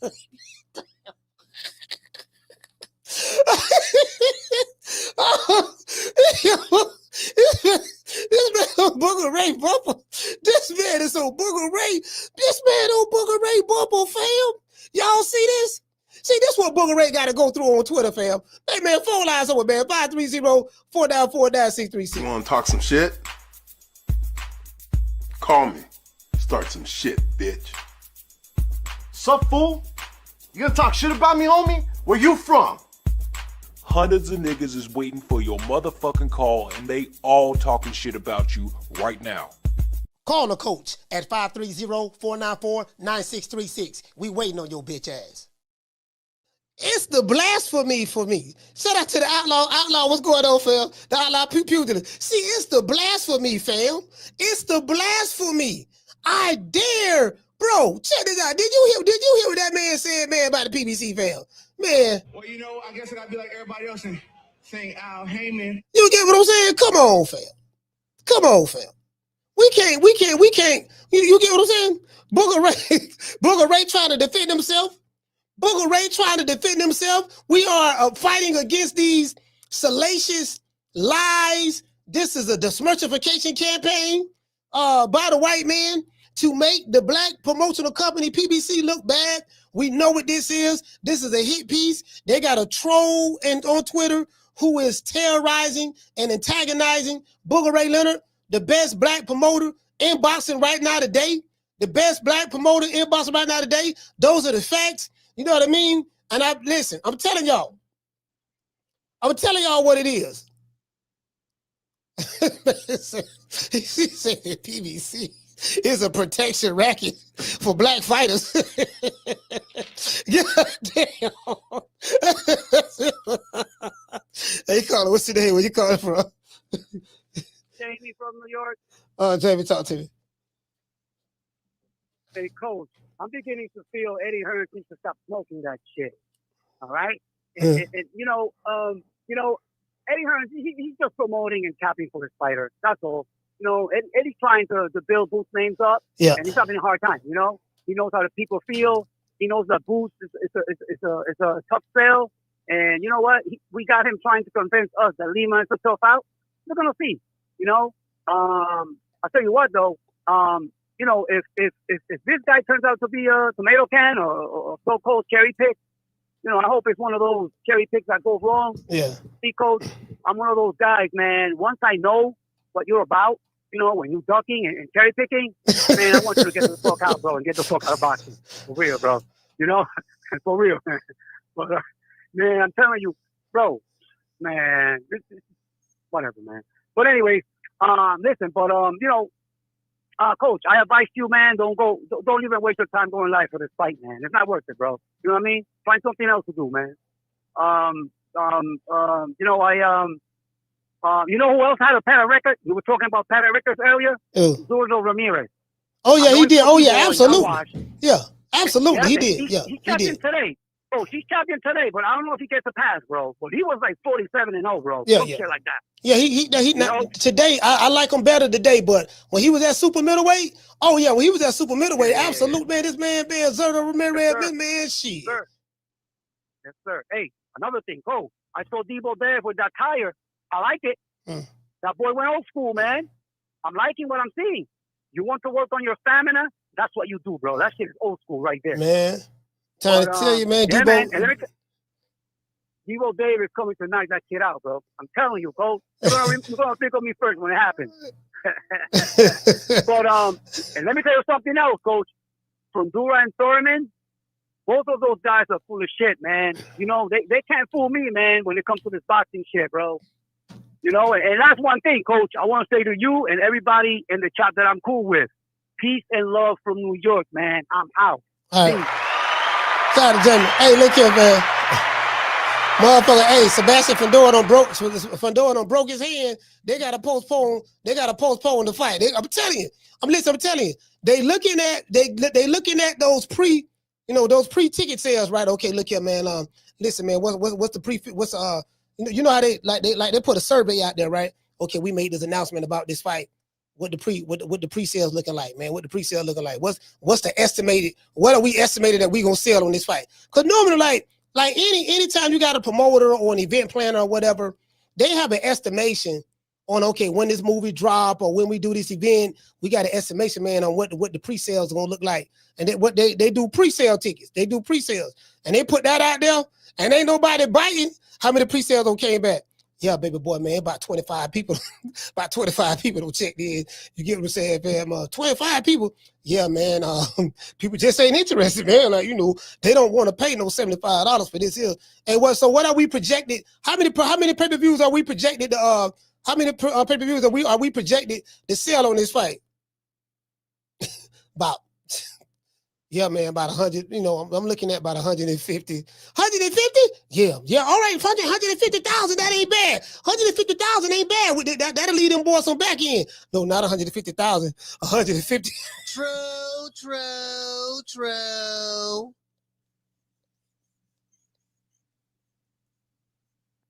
150 pay-per-view sales.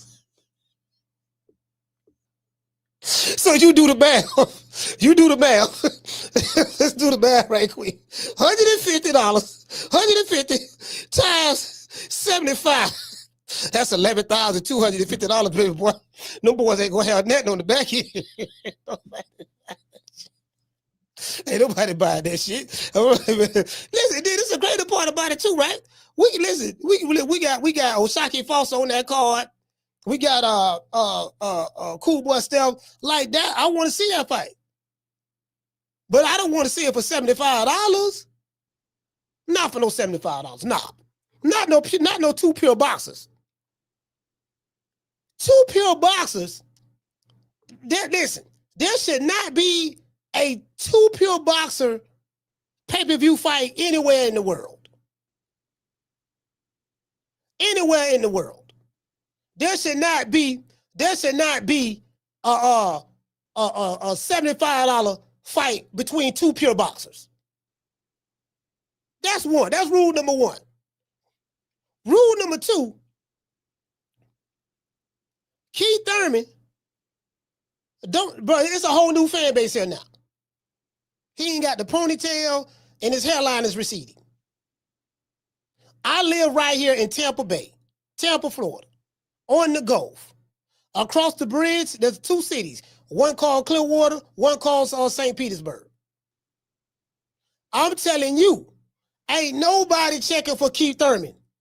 People have forgotten about Keith Thurman in the Bay Area. Ain't nobody talking about him. Nobody. He got more fans on the Boxing Boys and on social media, on PBC controlled social media outlets than anywhere else. If me and Keith Thurman walk down the street right now, I'll probably have more people walk up to me than he'll have people walk up to him. True. Literally. I'm telling you. He said you wouldn't pay if Shakur and Haney was on pay-per-view? Hell no. Shakur Stevenson and Devin Haney on pay-per-view? No, I won't pay for that. Them two pure boxers. Pay-per-view is dead. That's why Turki Al-Sheikh said that he's not charging no more pay-per-views for his fights.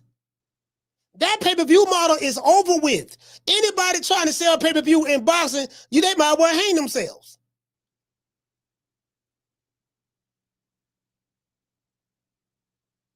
Pay-per-view done, bro. That's over with. No, that's over with, fam. That pay-per-view shit over with. That's over. You get what I'm saying? I damn sure ain't paying no money to see no goddamn two pure boxers. Won't do that. Shit, not when we listen. Check this out. This is another thing. We got Canelo and Crawford for free. We got Canelo and Crawford for free. Just with a Netflix subscription. Does it make sense to watch a mega fight for free, but then pay $75 for a fight that's mid at best? That don't even make no sense. It's a great fight to watch. But do I want to, but the question I got to ask you is this here. Are you willing to pay $75 for it? Nigga, please. Nigga, please. I'm not paying no $75 for that shit. You set yourself up for failure when you do that. Who is your targeted audience for this fight? Who you trying to attract? The casuals? The hardcore fan? Who you trying to attract with this fight? I don't call it. What's your name? You call it from? Hey, what's up, Coach? This is Ross from Mississippi. Roach, talk to me. Hey, Coach, I was gonna talk about the I forgot what I was gonna talk about, but when y'all brought up, you and Jerry brought up Zerto Ramirez, I can't kill him no slack, Coach, right now. He's still ducking the cherry pickings with me, man. Who, Soto?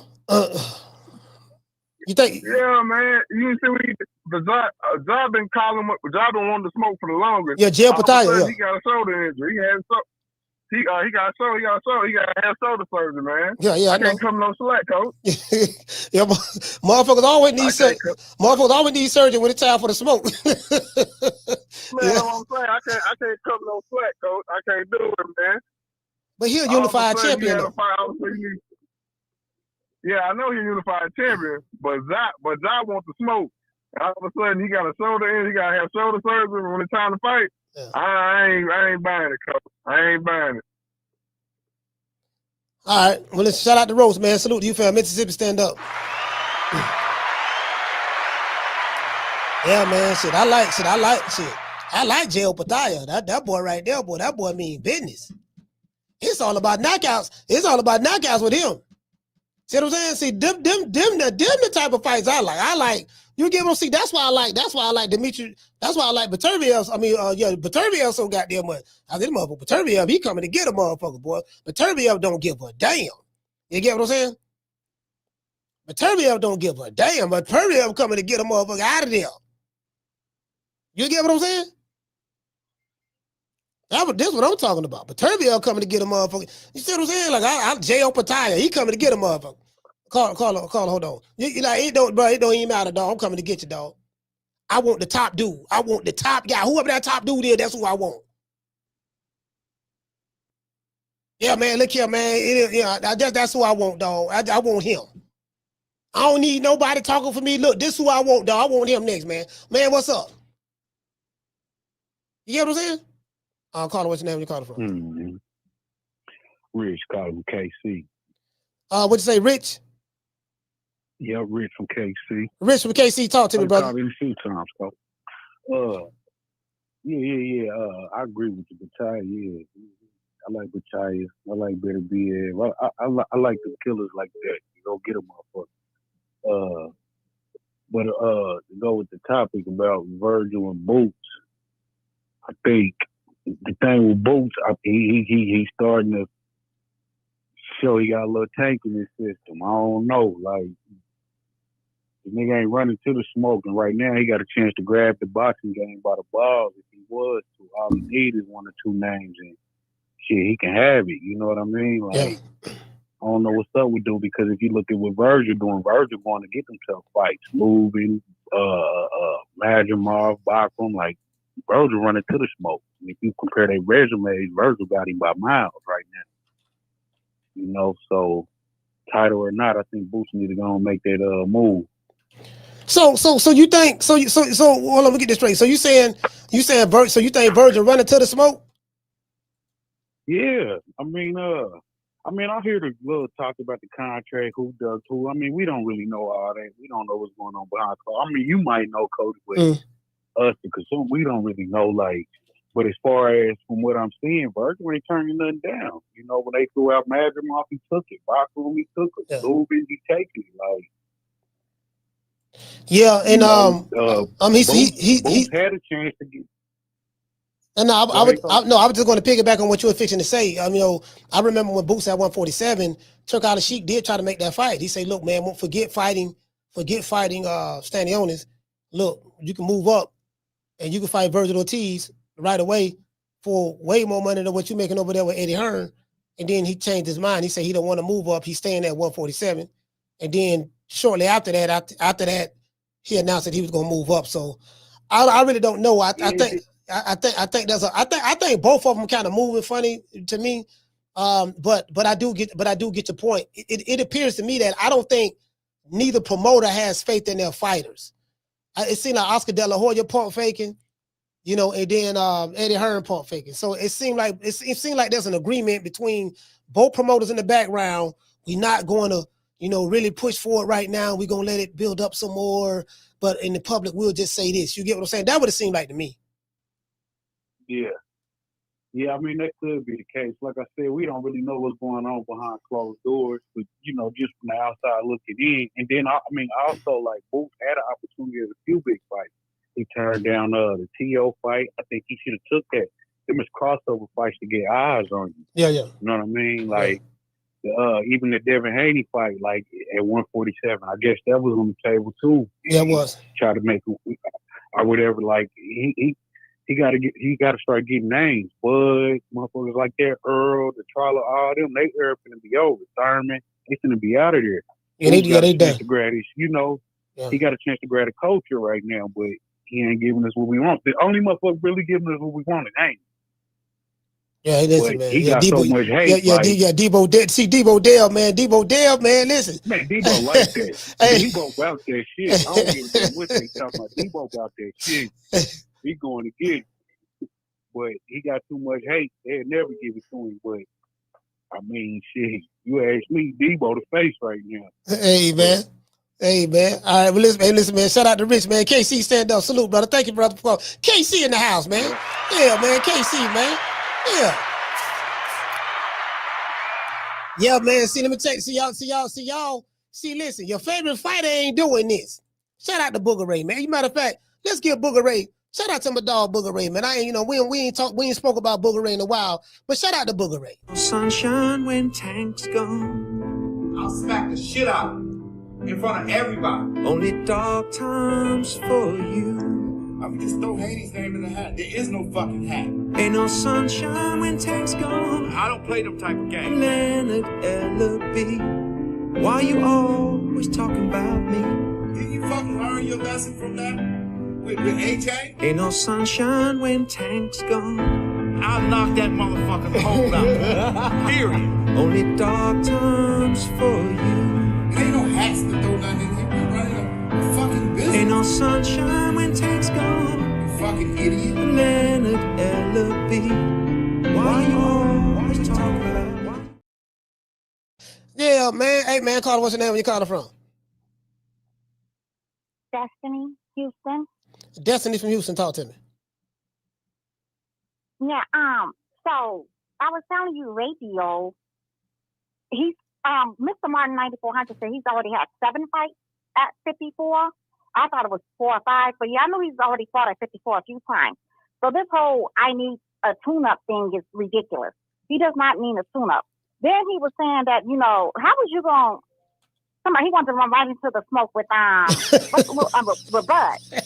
How you gonna want to run into the smoke with Bud, but you taking up tune-ups like by somebody that nobody even heard?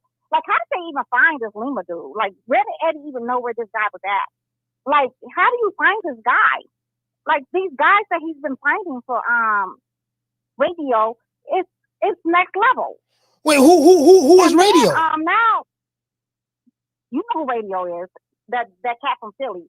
You know, the one that calls himself flip flops or push and Oh yeah. No, you know what? I'm looking at his box rec now. He's fought at 151 before and 150 from what I'm seeing.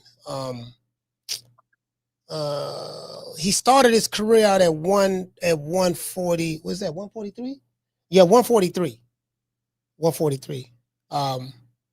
He fought at 150, 151 a couple of times. For what I'm saying over here. Yeah, he's had one at 154. Look, I can't think of some little Latino guy name, but he definitely had fights at 54. Because I had to argue with some of these band people because they're crazy. They're groupies, actually. All his little groupies. They're not even really radio fans. They're just Spencerholics that's, trying to, get on those short bus with radio. And now he's about to duck 154 altogether because your boy Eddie Hearn talking about something. He's weight drained at this weight already. He's trying to duck the smoke there. He's trying to go to a dead land of 160. So he don't have to fight no real competition at 154. Like, what are we doing? Look, Buddy got to go. Like, he's got to get his ass out of boxing. Him and Lil both get their asses out of boxing. Nah, Destiny. Please get their asses out of boxing. It's all about Destiny. You can't come on. You need to worry about purse and high heels and lipstick. No, don't do that. Don't do the man like that. Don't do the man. Stall him out. The man just got to 154. Give him a shot. I'm not lying though. He literally, Eddie Hearn literally just said that he's weight drained at 154. He does not want no smoke at 154. He wants to go to 160 and fight an old ass Laura who's like maybe 95 and a random ass Janet Beck that nobody's ever heard of. For real. Like, only hardcore knows who Janet Beck is. And then what's little buddy name is? The Adonis dude. He's probably not Boots right back on his little butt. So, like, get Radio ass out of here. Let Radio go play his radio on his little bus and lick the back of the windows. And then let's let little Tink wear her handbag and lip gloss. Like, what are we, and make sure her nails are painted really cute. I mean, what are we doing? Like, get those two. They're a drag on boxing. That's what they are. They are terrible for boxing. He don't even want to fight Vergil. Like, bro, what are you doing? Get his ass out of here. Please get him out of here. Please and thank you. But that's my cause. Because you didn't know me. Because you know me forever. I've been a big Bud fan forever. Yeah. Hey, shout out to Destiny. She called Boots Radio. Hey, she said,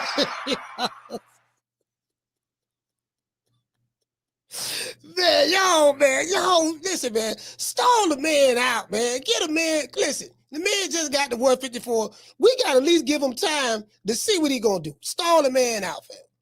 God damn. Come on, man. Y'all, man. The man almost got 40 fights. He almost 40-0. Give him a shot. God damn. You get what I'm saying? I am sick of hearing these bullshit Superman stories about the Wassa legendary Bruce Leroy catching bullets with his teeth. Catches bullets with his teeth? Nigga, please. Damn, boy, I'm talking about he been at this way for a long time. The same goddamn. Yeah, come on, man.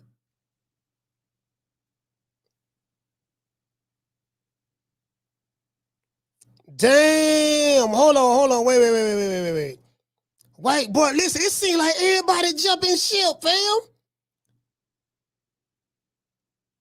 Man, it seems like everybody jumping ship, man. I ain't gonna, something gotta be going down over there at the PBC, boy. Boy, it seems like everybody jumping ship. Hold on, somebody just sent me something. Somebody just sent me some. I got to pull it up. And everybody jumping ship. Oh, I'm talking about, man. Hold on, fam. Oh, let's pull this one up. Let's see. They talking about they jumping ship already. They say Danny Garcia, man. I'm like, no, y'all remember? Man, ain't nobody complaining. Ain't nobody complaining. The PBC treat everybody good. Ain't nobody complaining. I said, yeah, because they got them disparagement clauses in their contracts. You know what I mean? Listen, man, you can't say anything to disparage the company now. You sign that shit right there. You can't say that. You know what I mean? Hold on, let's see what's up. I do not own the rights to this material. It's for education purposes only. It's about this last fight and the legacy, father, son, one last ride. It's been a journey. We went from being, he became an alternate, we turned professional in 2018, and it's all about listening. Because sometimes you could be the greatest coach in the world, and you could control 52 guys like a football team, but you can't control your own children. Yeah, you know, I don't know where it's at. But right here, they saying that he's supposed to be mad at Angel Garcia angry at the PBC for Danny 3-year layoff. So, you hear what I'm saying? So that, yeah, so Danny was out 3 years. He said the PBC fault, huh? I don't know where it's at. If I find it, I'll probably do a video on it. But yeah, you know what I mean? I don't know exactly what the time step is, but yeah, okay. Motherfucker, y'all remember that? Ain't nobody complaining. Ain't nobody complaining. Shit, that was a whole lot of motherfuckers complaining. They just couldn't say nothing. They couldn't say nothing, fam. Shit, you got that. You listen. You got that. Listen. You got that. Listen. You got that. You got that non-disparagement clause in that car. Look, you better not be saying that now. You better not be saying that. Motherfuckers ain't fighting. That's probably why Errol Spence ain't came back and fought yet. Think about it. All the old school PBC dudes, what they doing? Adrian Brony ended up leaving, he drunk. Errol Spence ain't fought since Crawford put hands and foots on him. Jamel Charlo, he took the check against Canelo and disappeared. Jamal Charlo fought on the undercard, I think. If I'm not mistaken, he fought Jose Benavidez. Robert Easter, he got shot somewhere in Cincinnati. I hope he all right. Tank over there with Netflix now. He finna fight Jake Paul for 40 mil. Yeah, man. Danny Garcia, he doing his own thing. He promoting his own fight. He got a fight. He's supposed to be promoting in Philly. I mean, in New York, that I'm hearing it ain't selling. It's supposed to be his last fight. You get what I'm saying? Bro, what I told y'all, I said they're not complaining now, but as time go on, we heard Deontay Wilder complaining. Yeah, man, and another thing, these fighters need to start getting their money. You know, as soon as they fight over with, they need to get their money. They fighters should not have to wait to get paid. Who he was talking about? He wasn't talking about no doggone Matchroom or Top Rank or Queensberry or Golden Boy. Who he was talking about? You know what I mean? He's not an advocate for them. He was talking about them dudes over there at PBC. Niggas waiting on his money. Back-end promotions. Back-end promotion. Hey, you ain't got to believe me. You ain't got to believe me. Go Google it. Well, you know, I guess I got to be like everybody else and saying Al Heyman. Go Google it. Don't everybody believe in Google? Go Google that shit. Nigga can't talk. You riding that bitch. Hey, look here, baby boy. I told you. Look here, baby boy. Didn't I tell you I had your money invested in some jump bars? Why you sweating me about the money? Yeah, man, you told me that about 5 years ago, man. I need my money right now, man. Shit going. You know, I'm shooting better than the broke dick dog right now, man. And you sending me monthly checks. But man, listen, man, the cost of living don't went up, inflation. I mean, can I just cash out and get all of the money that you have for me? Look here, baby boy. Didn't I tell you that your money in jump bonds right now? Didn't I make you a partner of PBC stock? Didn't I sell you some PBC stock? Yeah, I really didn't want it. You kind of told me to get it because the PBC gonna be growing. So what's up? Well, can I cash out on my stock, my PBC stock? Hey, look here, baby boy. Things ain't going too well right now. You know we ain't got no network deal. Look here, man. What that got to do with me? Yeah, motherfuckers complaining now. Can't nobody find Al Heyman. Now y'all know why he don't disappear. Can't nobody find him. Yeah, man. Trying to tell y'all, man. Y'all around here trying to shit. I'm trying to tell you. I said, look, man, these people don't care nothing about, these people don't do skin color politics. When you rich like that, you got money like that, it's about the haves and the have-nots. They know some of these fighters. They know some of these fighters ain't the smartest. Smartest cookie in the cookie jar. They know that. Look here, baby boy. I got you. Look at me. Hold your money. Hold your money. You know, listen. Anybody signing a back end contract in boxing in today's time, slap yourself. True. Back end promotions. I remember when I first came on YouTube, all these pro PBC dudes used to be yelling and screaming about that. Yeah, they get the rest on the back end. You don't know that back end and all that there. The money, the big checks keep coming. So you don't know nothing about business. And I'm like, and that's when I coined the term, you got a 2-figure nigga telling an 8-figure nigga how he should be moving when it comes to doing business. You had, this one dude, he holler about he a lawyer. Yeah, I'm an attorney, homie. I'm an attorney. And I know how to read contracts. Didn't nobody ask him what kind of attorney he was. Are you a criminal attorney? Are you a litigation attorney? Are you an appellate attorney? Are you a civil attorney? Are you a family attorney? Are you an attorney for whole kid cheese? What about Papa Smurf? What about Shorty Big Nuts? If I were to go to jail for a misdemeanor, could you help me beat my case? You get what I'm saying? Hey, they just ran with it. I'm an attorney. Nigga don't saw New York Undercover. He don't saw what that show is come on.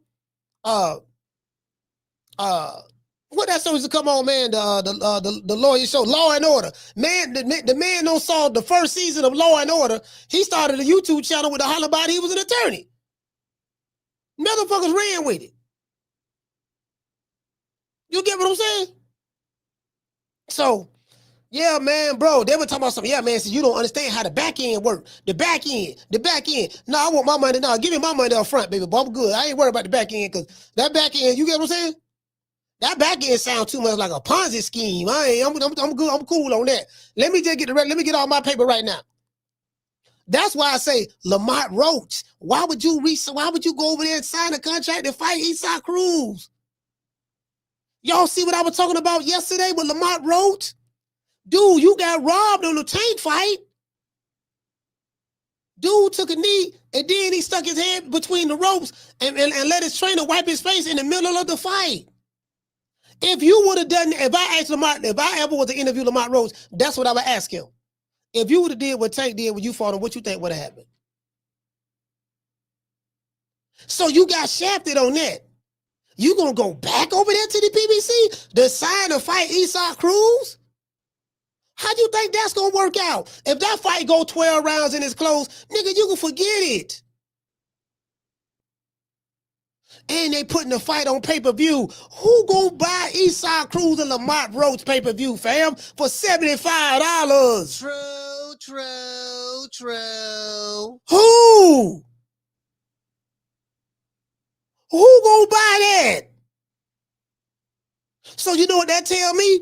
They convinced Esau Cruz, they probably paying Esau Cruz in pesos. He getting paid in pesos. So he cool. Esau don't look like he the brightest taco on the food truck. So they get probably paying him in pesos.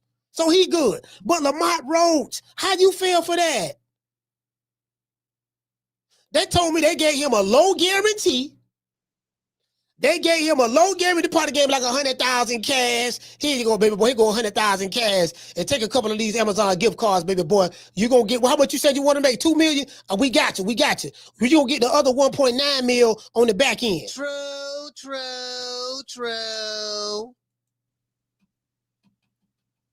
On the back end. How that's gonna work out? Shout out to LaJessica. She said he want to stay busy. Well, listen, if he want to stay busy, he could have fought on another pro box card, or he could have got with the Sheik. Turkey a la Sheik, that is. I just called him the Sheik. He could have got, hey, Turkey, look here, baby boy. Check it out, though. Yeah, man, what's happening? I want to do a little something, man, on one of your cars. What's up? He could have did that. Turkey, listen, he's a champion. At 130, Turkey don't mind making no goddamn fight. Oh yeah, okay, let me put you on one. He said, yeah, brother, you want to fight? I got somebody for you, brother. Brother, I got somebody for you. Here, you fight him. You fight him on you be on the undercard, brother. Don't worry, brother. I got you. You get what I'm saying? He could have did that. He got options. They setting you up for failure. Putting you on a card with Turkey with Eastside Cruz, a $75 pay-per-view. Who in their right mind gonna buy that?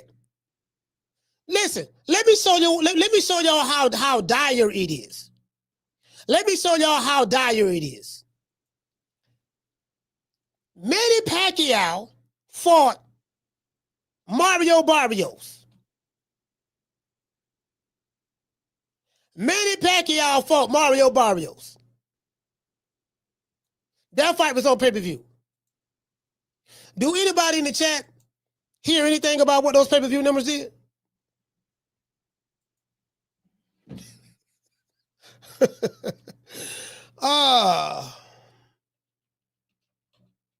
The living legend.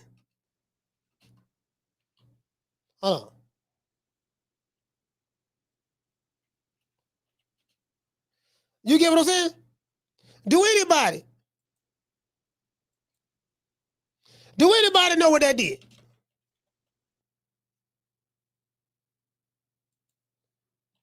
And you want to know why you ain't heard nothing?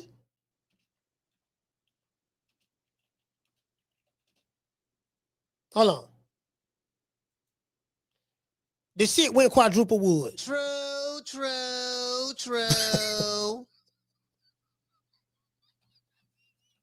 Now I'm gonna tell y'all something.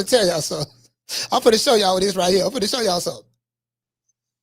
When you go here, it say the Mario Barrios versus Manny Pacquiao fight had not occurred, and therefore no pay-per-view sales. Oh, you know what? Hold on.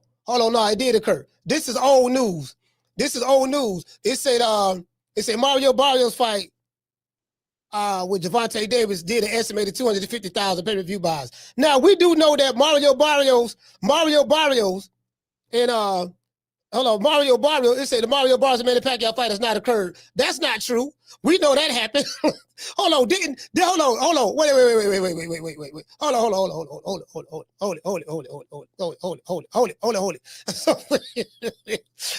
it. Wait. Okay, wait. Manny Pacquiao opponent's rape. Hold on. Wait a minute. Are they trying to erase this shit? Let's see what's up. Are they trying to erase? It said Manny Pacquiao earned around $1 billion. $1 billion what? Filipino dollars. I don't know what that is. What that is? $5? So $1 billion Filipino dollars with the pay-per-view. Mario Barrios did $140 million. Boy, this some fake news. This some fake news. Hey, bro, when I looked it up, chat, AI say the fight ain't happening. You see the fugazi? Hey, you see the fugazi going on, fam? Now, I ain't from the Philippines. Well, how much is 1 billion? 1 billion, what is this? 1,140 million. What is that, dollars or what is this? What the fuck is this? What is this? It say, okay, Mario Barrios took home up to 140 million Filipino dollars. Oh, this Filipino money. He said, truly a massive payday for both fighters. Man, who is this? NBA updates. Man, this is a fan club group. Come on, fam. This ain't no reliable source. We need some, okay. We need, okay, what? Manny Pacquiao versus Mario Barrios purse. This is from Yahoo Sports. Let's click right here. Where did Yahoo Sports get this from? Because we're trying to figure out how many pay-per-views this fight sold. Notice there's no information out here on this. They talking about, man, it's some net worth. That ain't what we asking. Manny Pacquiao versus Mario Barrios. Hold on, let's blow this up. Hold on, wait. Hold on, let's blow this up. This shit. See, I gotta show y'all the fugazi, dog. Listen, the old 52 fake out. Mario Barrios' net worth estimated to be between $1.5 to $5 million. Okay, we ain't worried about that. How many pay-per-views? Let me see. Manny Pacquiao career earned. They telling me everything but what I'm looking for. Pacquiao and Barrios are aligned to make a hefty chunk of change from their fight. Reports suggest that challenger took home a base salary of $12 million and will take home a portion of the pay-per-view sales. It's estimated that Pacquiao could end up with $17 million to $18 million for this fight. Estimated by whom? And then it says Barrios won't be so lucky, even if he wins. The champ is expected to have a baseline purse of $500,000 to $1 million.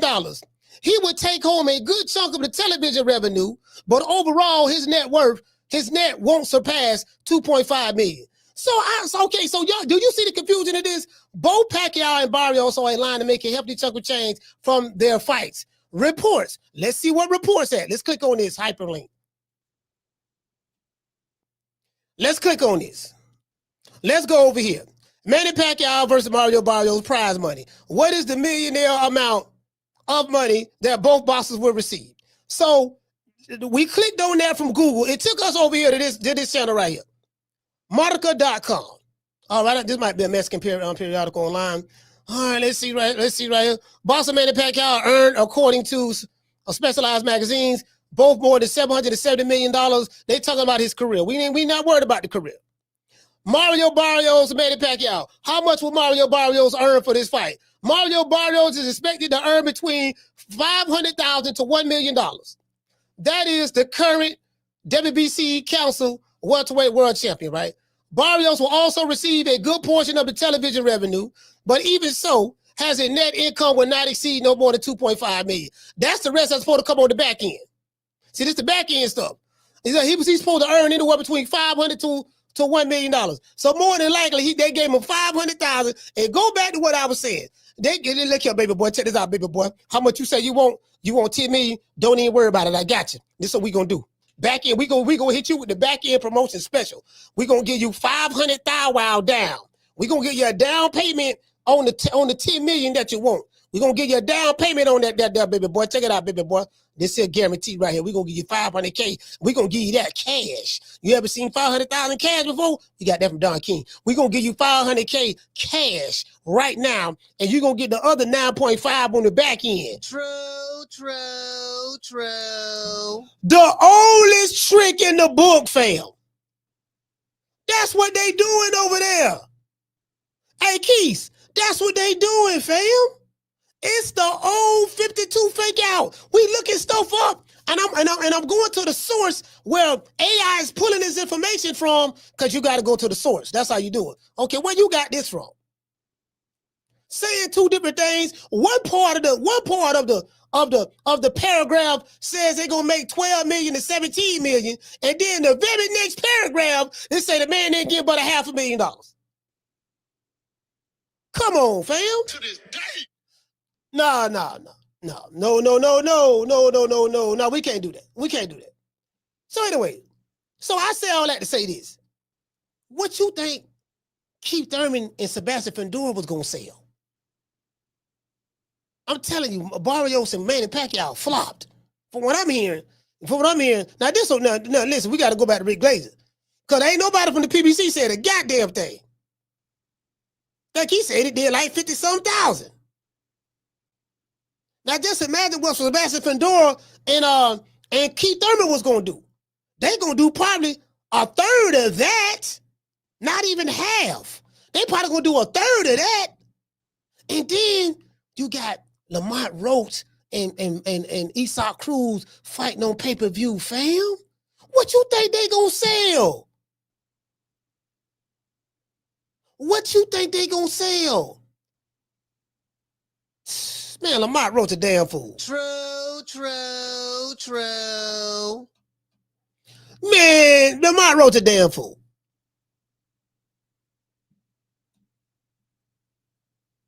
Come on, fam.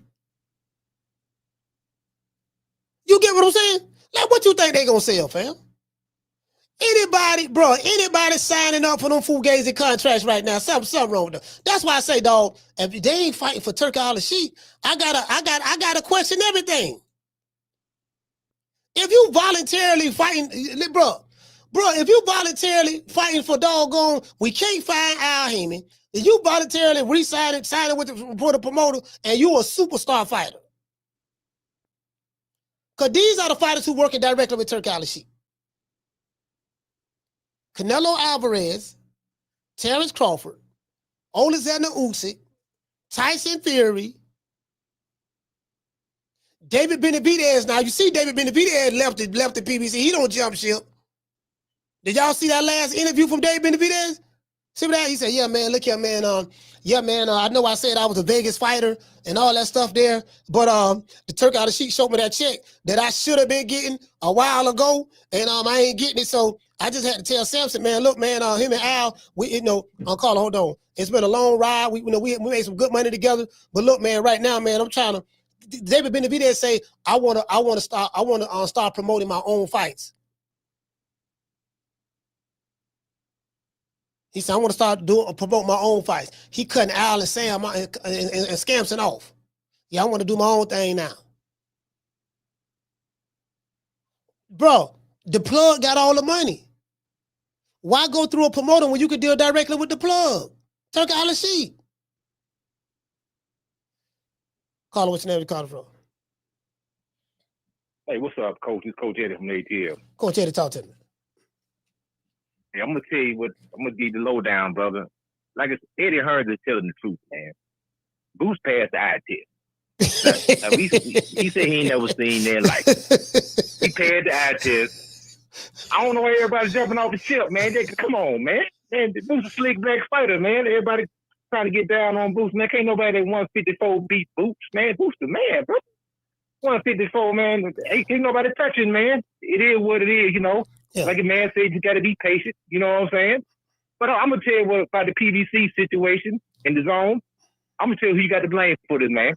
Ooh. You got to blame Canelo Alvarez, man. You got to blame him because they spent all that money on that fool. I'm sure they gave him too much money, man. But think about them big deals he got with his own.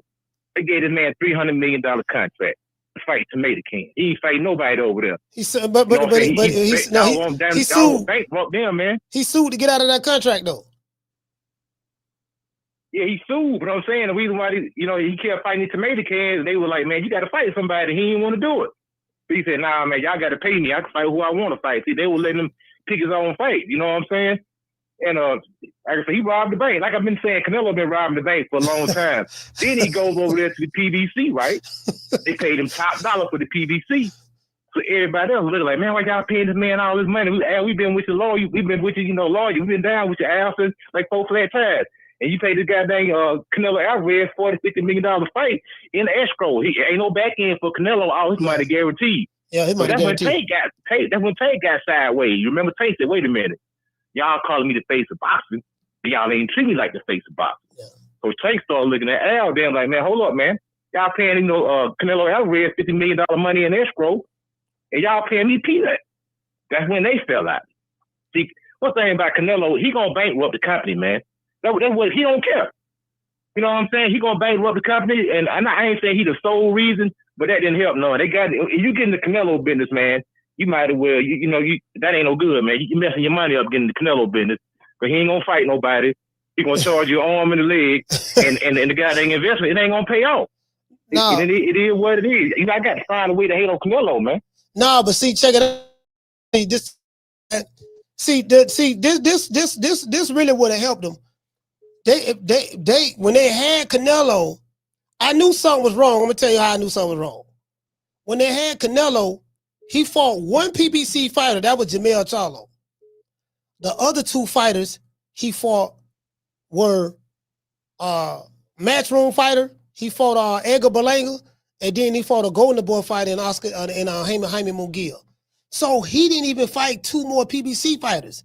He fought fighters from different that's tied to the zone, the company that he left. He fought 2 fighters. So, and I'm like, people thinking, okay, now you over here at the PBC, but surely he's going to fight doggone David Benavidez. He ain't fight David. And he wasn't required to fight him. So, everybody was in on it, from what I'm hearing. Like I say, they gave the man a blank check, pretty much, man. They gave Canelo a blank check over there at the zone. he picked his own fight. He pulled one of his sparring partners off the couch. That ain't fought in 2 years. They popped him in the rankings. You know how the rankings do. Yeah. And fought him. They allowed this man to duck and cherry pick his way all the way to over half $1 billion, man. This man a duck and cherry pick. He up on $1 billion, up almost $1 billionaire, man. And now ain't no more money left in the game, man. Between him and Floyd, man. And the food they don't rob the bank too much. Coach, think about who done make more money. I mean, like Floyd made a bunch of money, and Canelo made a bunch of money. They've been robbing the bank for too long, man. And now everybody's scrambling like, man, you know what I'm saying? Ain't no more money for nobody else. So everybody's shooting bad right now, man. Man. Except if you work, working with the church. Hey, we gotta thank Al Heyman, man. If Al Heyman, if you go listen. Yeah, that's all I wanted to say, man. Y'all got everybody give Boots a chance, man. You don't jump ship yet. Like I said, that's a slick black fighter. We got to stay on cold, y'all. Everybody stay on cold, man. Y'all got to support the brother. That's my call, man. All right. Yeah, man. I'm like, man, fam, like, bro, it's looking funny over there, fam. Y'all remember when Crawford went over there to fight Errol Spence? You remember what these pro PBC dudes were saying 2 years ago? Let me remind y'all. Crawford do bad business. He don't know what he doing. He should just take whatever Al give him, he should just take it.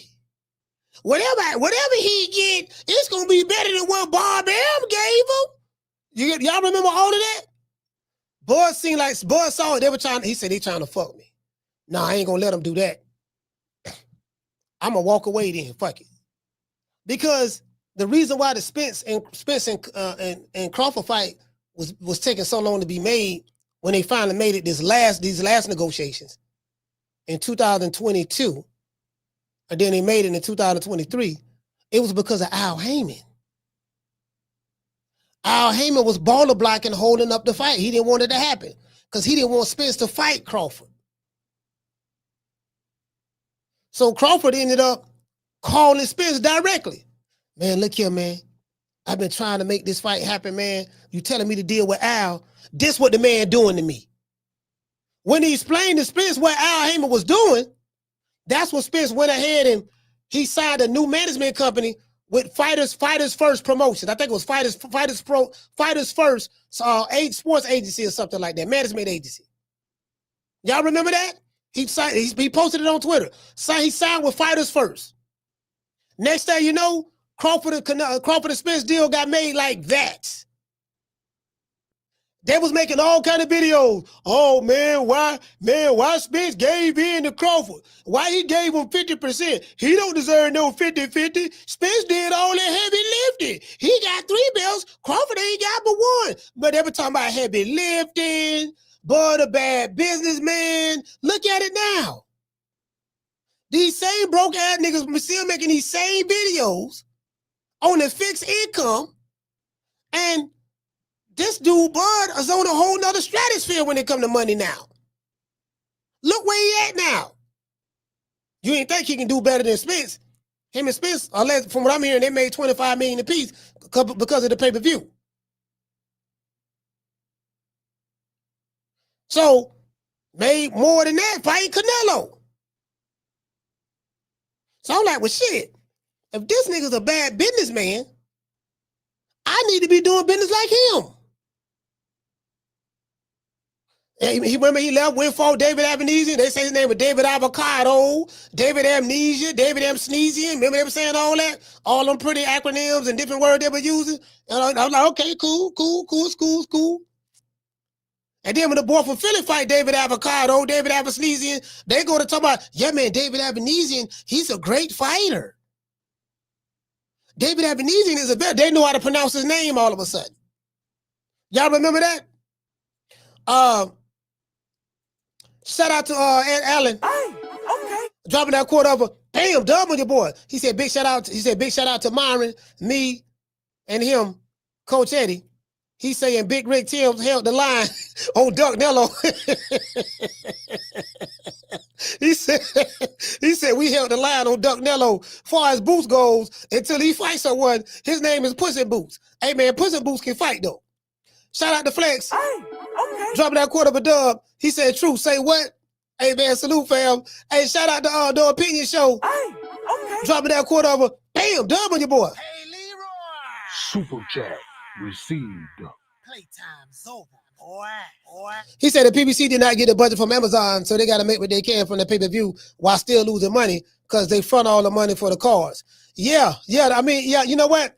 And I've been saying that for years. I was like, listen, man, what made PBC look kind of strong was the fact that they had Showtime giving them an annual budget.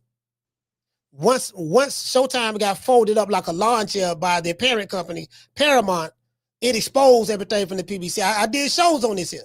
That's what happened. That's why I say, for the dudes who were talking all the pro-black revolutionary stuff, I say, dude, this is not a pro-black revolutionary situation. Do you want to know why? Why? I say, because you can't get money from the white man to fund your black revolution. If your financier is the white man, he ain't giving you money to bring back Zamunda. It's a false sense of security. Yeah, man, I'm making power moves. Look, PBC got the money. No, it's Paramount. No, it's Showtime. Once Showtime pull back, when Showtime pull the curtain back and the money gets snatched, now it's Al on his own. What is Al doing on his own now? Him and Scamson and Tom Brown and the Kubas, senior and junior. Now you seeing what it is. Press conferences look like it's in the hood. You see roaches running across the stage. The podium looks scratched up. Everything look low budget. This what it is now. Yeah, man, the white man money. When the white man money ain't there, boy, shit, the revolution, it seems like the revolution is dead. Down from the bar, there's a platform stage. People pimping, sharp as razor blades. And then this the crazy part about it. Paramount, the parent company to Showtime, didn't they just sign a deal with the Dana White? How much that deal was for? Matter of fact, hold on. The Opinion Sports Show saying it right here. He said now Paramount gave Dana White a deal with UFC and Zuffa Boxing. Bro. You dig? Ain't nobody complaining. Oh, ain't nobody complaining, huh? You remember that time they used to praise PBC? They said Angel Garcia angry at PBC. No, PBC is Al Heyman. Let's put some names on it. Al Heyman. Angel Garcia is mad at Al Heyman for a Danny 3-year layoff and warns Tyson to not take Mayweather fight. When they win, they say we got to thank Al Heyman. When stuff going good, when stuff going bad, they want to say he angry at the PBC. No. Just like we say, first of all, I guess I got to be like everybody else and thank Al Heyman. When things go good, we give Al Heyman the credit. When things go bad, we got to give Al Heyman the blame. Well, I guess I got to be like everybody else and saying Al Heyman. You don't just bring Al Heyman name up when shit going good. True. No. Let's talk about it. When things going good, we want to bring up Al Heyman to give him the praise. Okay, things ain't going so good right now. Does he share? Okay, do we blame him too? Well, hold on, wait a minute now. Hold on now. That's different now. We ain't gonna blame him. We ain't gonna blame him. Hold on now. We got to stay on. You see what I'm saying? Like, come on, fam. I'm trying to tell y'all, bro. I'm trying to tell y'all what it is. The sword cut both ways.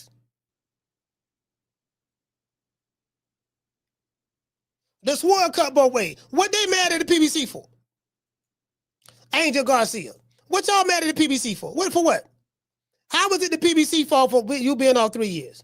Okay, so I've been blessed. And all my kids been good job. Closed door. We got a studio. So let me ask you one question. You think he said his final bout, you think he has a couple more bouts? I think he got 3 more in him. Skillful veteran. I had great yet, but I'm gonna tell y'all one day. Okay. Because a lot of bullshit on one day. So I'm gonna expose a couple people, but I'm not gonna do it right now. Can you give us a hint? Well, I can't because I can't do it yet. Just trying to do my job. No, it's cool, it's cool. And listen, the media, that's who I gotta speak to the media. Yeah. He said, Right. I feel you. Yeah, but I wanna do it at the right time. so he want to expose a couple of people. I wonder who he want to expose. Listen, I wonder who Angel Garcia want to expose. And again, I don't want to throw anybody under the bus. I don't want to throw nobody under the bus. But hold on. Who does he want to expose? I need to see, I want to hear the rest of this interview. I want to hear, is he going to say it right here? Who does he want to expose? Because as I said before, the sword cut both ways. The sword cut both ways. Praise and blame falls on one guy. If you've been praising this one guy for years, then you got to place the blame on that one guy as well. You know what I mean? As I said before, I ain't never seen any businessman. I want y'all to think about this here. Warren Buffett is a multi-billionaire. You can find Warren Buffett. You can sit down. I could find Warren Buffett and sit down and do an interview with him right now if I pursued it. Get in contact with his people and see can I do a sit-down interview to talk to him. But you can see Warren Buffett. You can see him on pictures of him, recent pictures. See him in recent interviews and see him out about in public on camera. You can see Bob Arum. He's 93 years old. I can go to Palm Beach and go get with Don King right now. You see Mark Cuban, Mr. Perfect. Mr. Wonderful, my bad.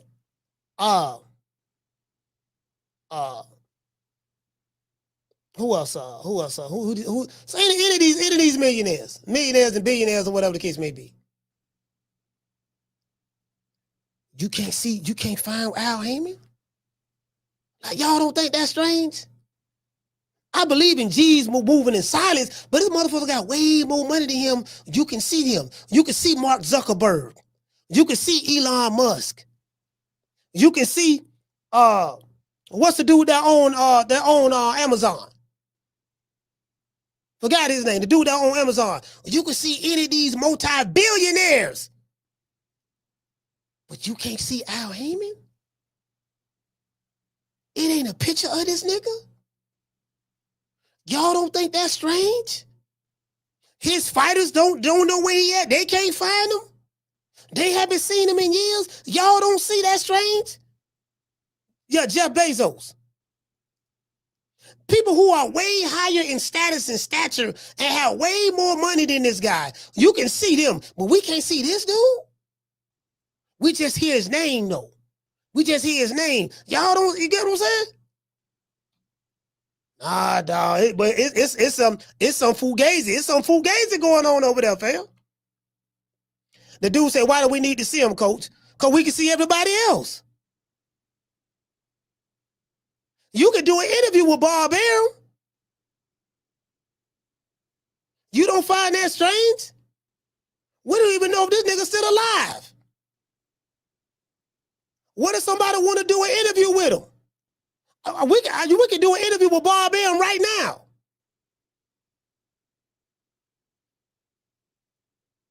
Like, I hear that from a lot of Al Heyman defenders.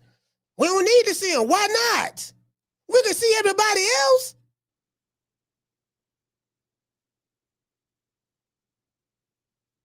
This guy's a public figure that's not in the public. His fighters don't know where he at, can't find him. Yeah, man. No, man. It is what it is, man. Let's give everybody a round of applause. Man.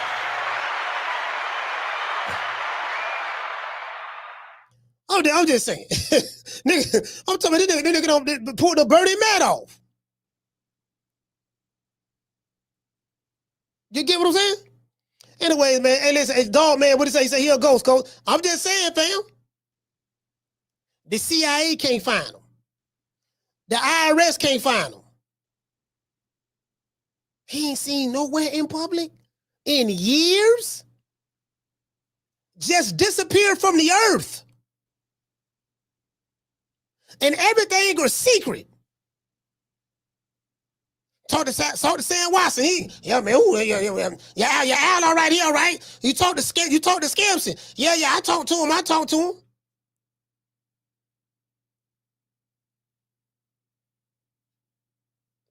You get what I'm saying? I'm like, hey, man. I'm talking about years. I'm talking about 20 years I went by anybody seeing this nigga. Yeah, man, so it is what it is, fam. I'm like, man, it's a whole lot of motherfuckers. See, I don't know. There's a whole lot of motherfuckers be calling me on this phone, dog. Whole lot of people call me on this phone. Fighters. Managers. Independent promoters.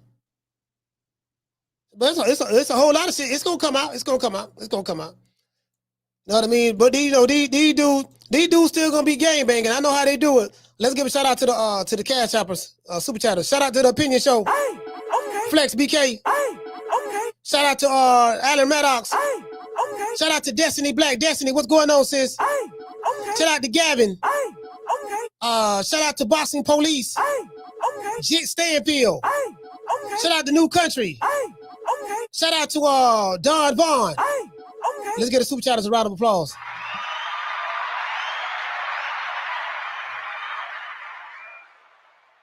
Bro, do you know how impossible that is to do that, bro? In 2025, there are cameras everywhere. When you go to the ATM, a camera is looking at you.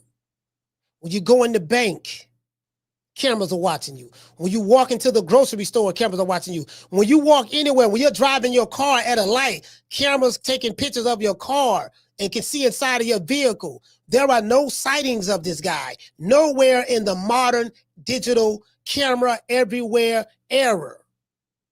If you go to the airport, you know cameras are on you. Cause when you get the TSA your ID, you gonna stand right in front of the desk and they're gonna take a picture of you. He said he graduated from Harvard, coach. That different. It's a whole bunch of Harvard graduates that we I think what didn't Bahkram graduate from Harvard? Ain't he a Harvard lawyer or some shit?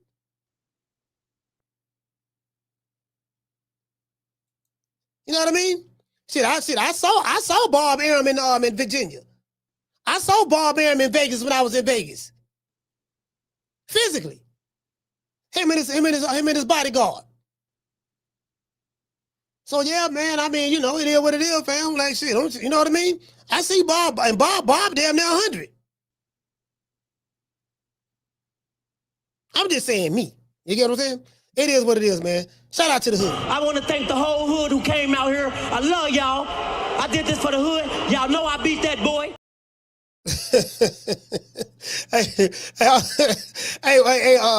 Hey, what you say, fam?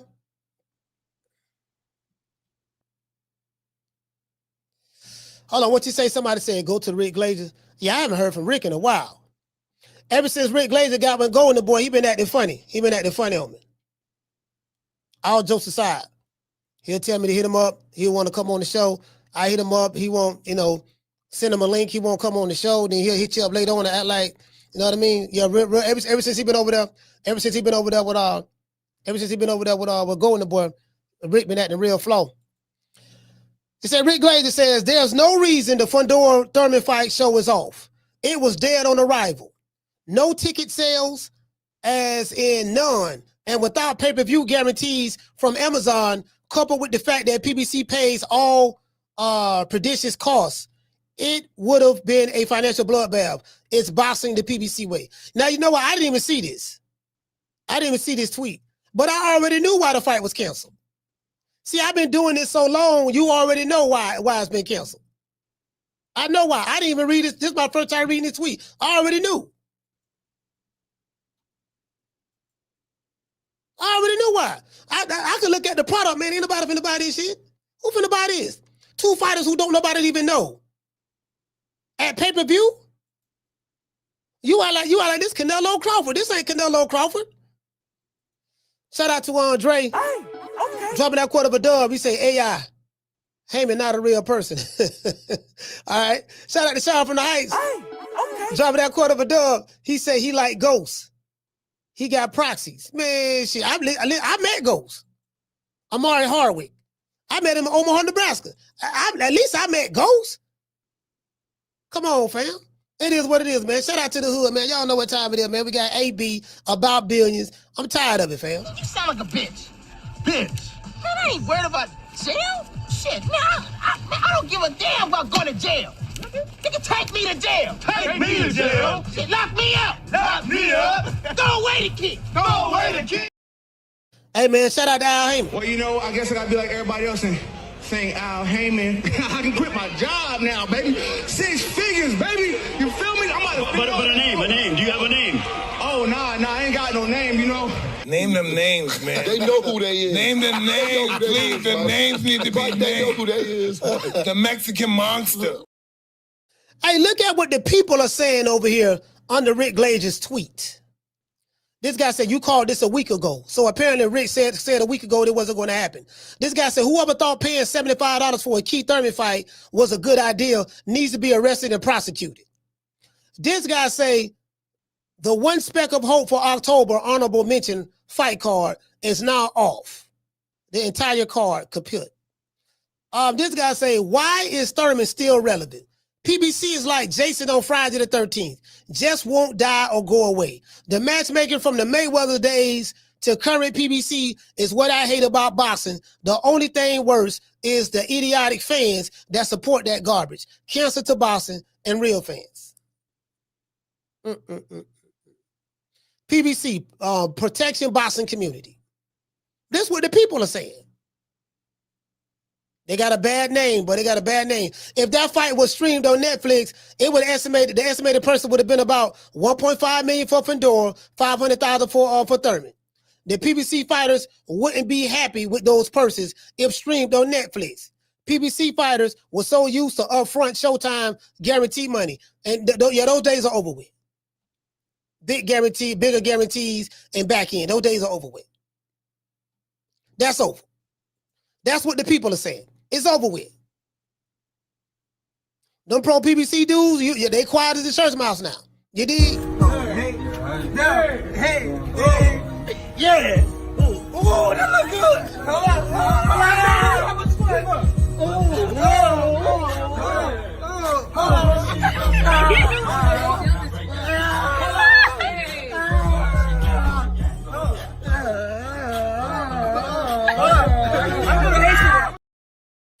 Look a dog on Top Rank. It's October. Top Rank deal was up with ESPN in June, if I'm not mistaken. We ain't heard nothing from Top Rank since. We ain't heard nothing from them since. Since what, June? They fighters got to fight on Turk Island sheet cards. PBC fighters got to fight on Turk Island sheet cards. If they want to keep the lights on in their house, they got to fight on other people's cards now. Yeah, that's what's going on, the American way. And guess what? Top Rank, Golden Boy, PBC, y'all did it to yourself. True. Those three companies right here in America have collectively destroyed American boxing. It was a collective effort. All three of those guys. They opened up the door to Sheik. Now what? Guess what? I won't be surprised if that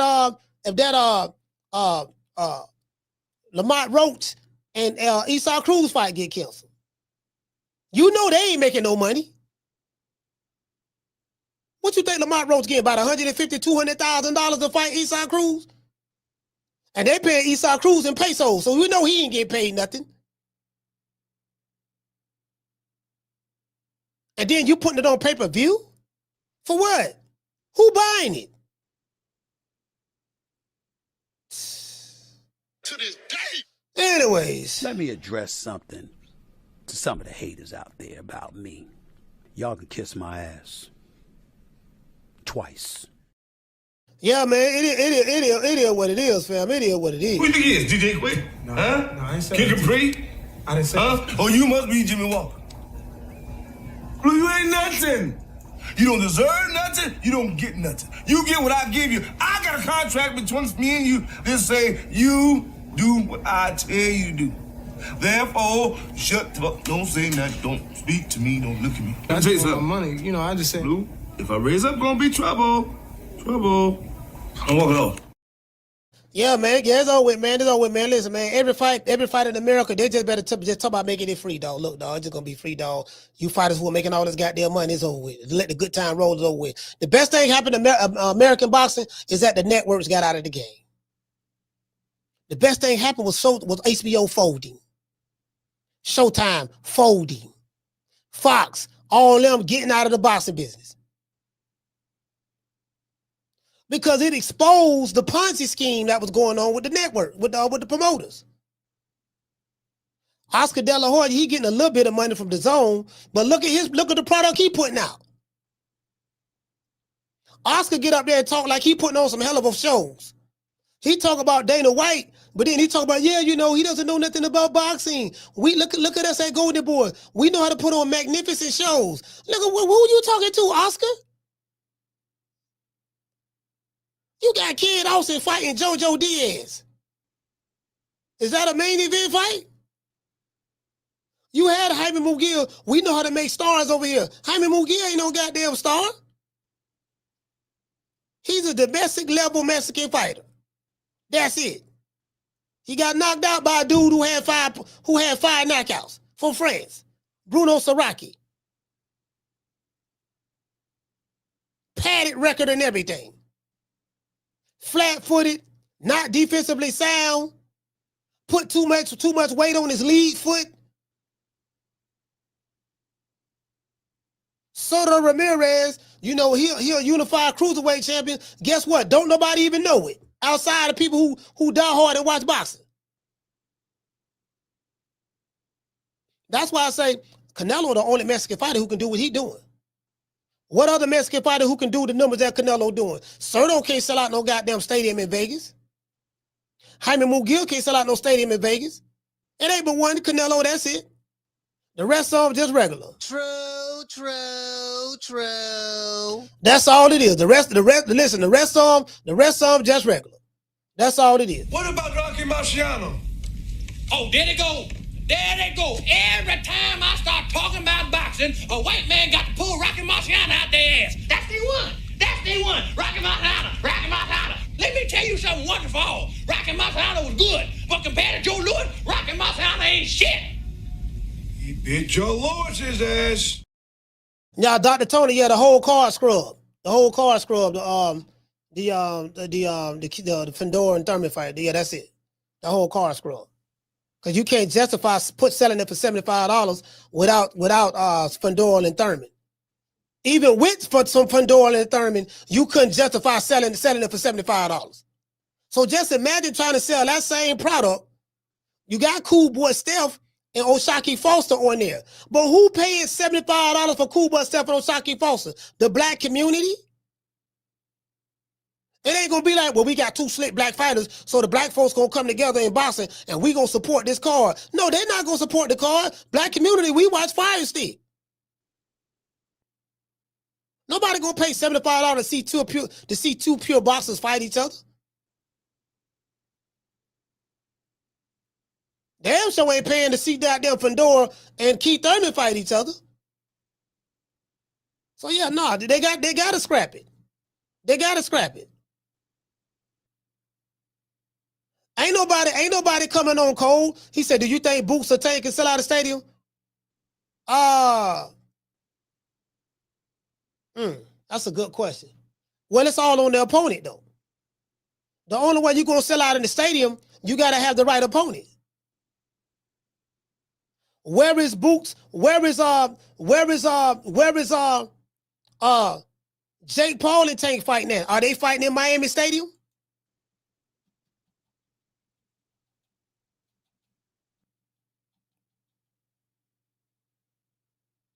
That's the answer to your question right there. Are they fighting in the stadium? We know Canelo and Crawford fought in the stadium. He fighting Jake Paul. Why are they fighting in Miami Stadium? And Boots, I mean, I ain't gonna lie. I seriously doubt he could sell a stadium. If he could, he'll sell out. He'll fight in Philadelphia Stadium. Where the Philadelphia Eagles play at? Let's see him fight in the stadium and see can he sell that out. To answer your question. Who he gonna fight to sell out the stadium? Lima Bean? He got to do better than Lima Bean. Karen Chugga, David Avocado, Lippin Nets. Is he selling out? Is he selling out arena? Is he selling out the arena? We finna fight Lima Bean at? And don't get me started on what the other dude named, the Golden Boy guy, Vergil Ortiz. We know Vergil Ortiz can't sell out no goddamn stadium. That's what I was saying. So Canelo is an anomaly. It ain't as simple as all you got to do is put a Mexican fighter together with a black fighter and it's gonna sell. Oh yeah? Let's see how that Lamont Roach and Esau Cruz fight turn out then. That's another lie. All you gotta do put black and Mexican. Black and Mexican always sell. That's not true. You know what sell? A Mexican fighter that's an established superstar versus a black fighter that's an established superstar. The top level, creme de la creme sell. The average black fighter and the average Mexican fighter don't sell. True.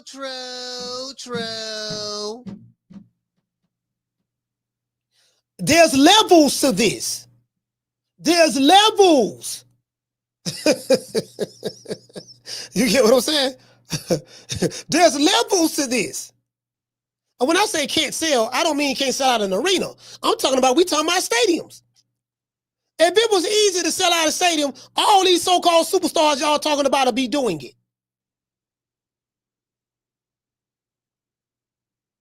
It ain't but one fighter that sold out 2 stadiums, and the common denominator is himself, and that's Canelo Alvarez over here in America. He did over 73,000 with Billy Joe Saunders. An unknown opponent over in America, Billy Joe Saunders, at Texas Stadium. And then he did 70,400 fighting Crawford at Las Vegas Stadium. If it was as easy as getting a Mexican and a black man together to sell, we'll see more of them doing it. That's my whole point. That's my entire point. You dig? True. Yeah, that rest of this shit, just, you know what I mean? It is what it is. People look at the anomaly. People look at the anomaly, and they take that as the average. You know, well, this how it is. This how it's supposed to be. No, that's not the norm, fam. That's not the norm. What you seeing is not the norm, fam. That's Canelo doing that. People excited at Canelo and the event and he fighting Crawford and what it means and this and that and all that stuff there. Crawford got his fans, you know, and Canelo got a bigger fan because he's the killer whale. So yeah, he doing that. Okay, well, you put Vergil Ortiz in that spot. Do you think they'd be fighting at Raider Stadium? Hell no. If Vergil Ortiz and Boots ever fight each other in this lifetime, if they ever fight each other, do you think they're gonna fight in the stadium? Hell no. Boots ain't got no fans like that, and Vergil Ortiz ain't got no fans like that. But it will bring intrigue to people who casually on the fence. But when they fight at the stadium, nah, it'll probably be Vegas, MGM Grand and stuff like that. You know what I mean? Ain't nobody doing no stadium but Canelo, dog. Shout out to now Crawford might can do one depending on who his opponent is. If he fighting Omaha, Nebraska. No, if he fighting not Omaha, Nebraska. If he fighting, I think Nebraska football team, college team. I think they're in Lincoln, Nebraska.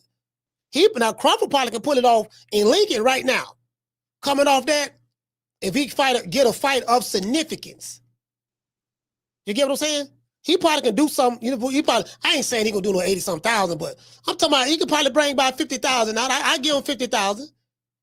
He could probably do about 50,000, something like that. I say that. I say about 50. I ain't saying he gonna do Canelo. Ain't nobody doing Canelo. But I'm saying I give him 50,000 in Omaha. I give him that. Not in Omaha, but in Nebraska. I give him that. Because they got him tied to the college football team. They got him tied to the college football team, and then he getting a little WWE action, and then goddamn it, everybody don't see the replay of the fight he had with Canelo. So yeah, you put it in Lincoln, Nebraska at the college at Nebraska football stadium, football field. Yeah, he could probably do about 50. True.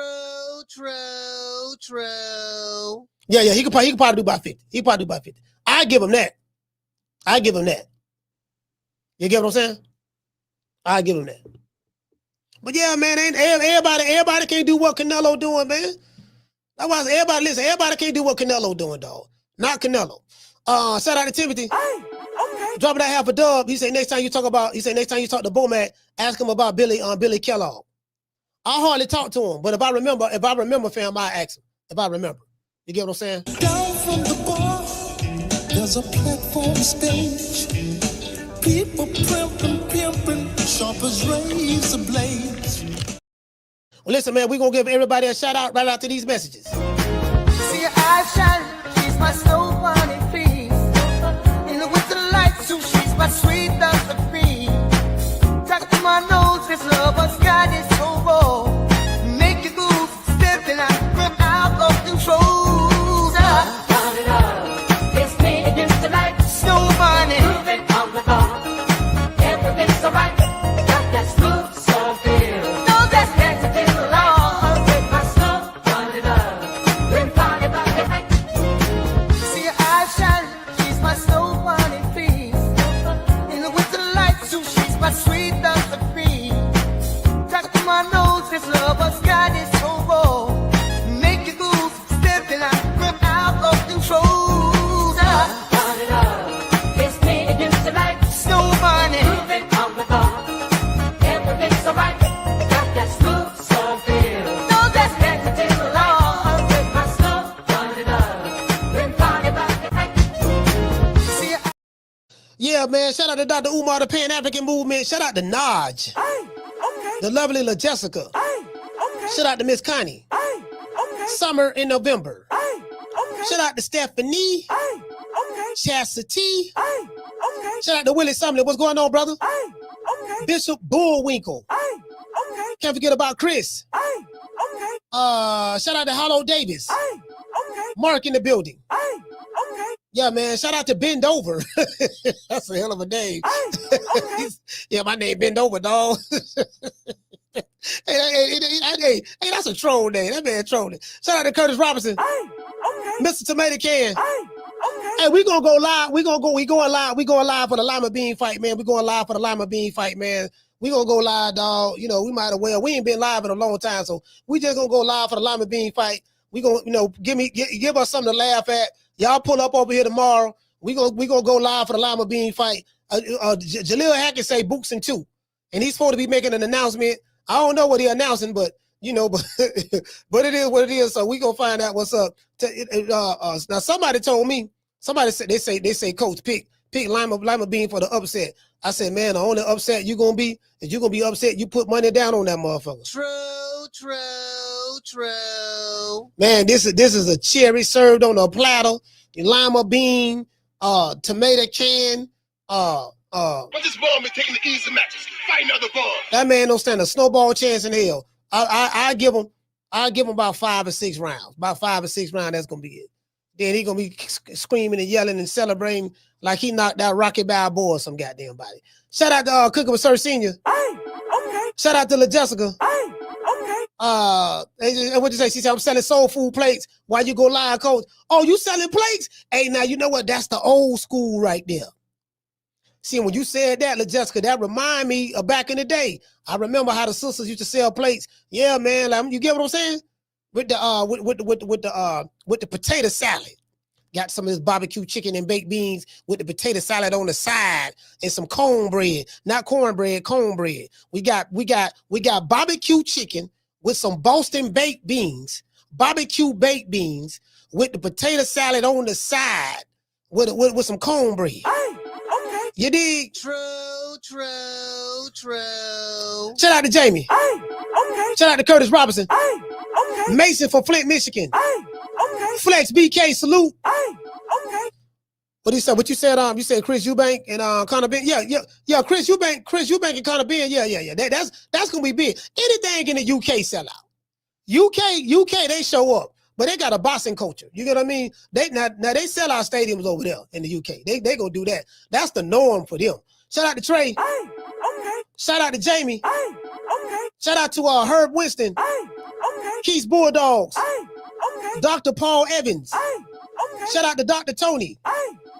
Tony Montana. Okay. Cooking with Sir Senior. Okay. Shout out to Round One. Okay. We got Curtis Robinson in the building. Okay. We got Mr. Tomato Can. We got Trey. We got MB813. Okay. CJ from the 504. Okay. Shout out to the Opinion Sports Show. Okay. Cobain in the building. Okay. Let's see.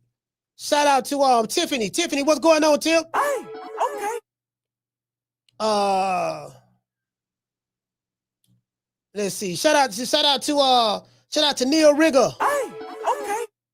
Shout out to Timothy Strickland. Timothy Strickland. Salute, fam. Okay.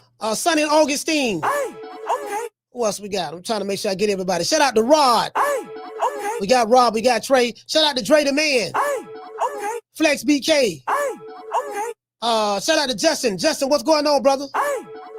And I think I got everybody. If I forgot you, man, please forgive me, man. We going live tomorrow for the Jaron Boots Ennis Lima Bean fight. We know what time it is, but before I go, I'm gonna make sure that I give everybody a shout out right after these messages.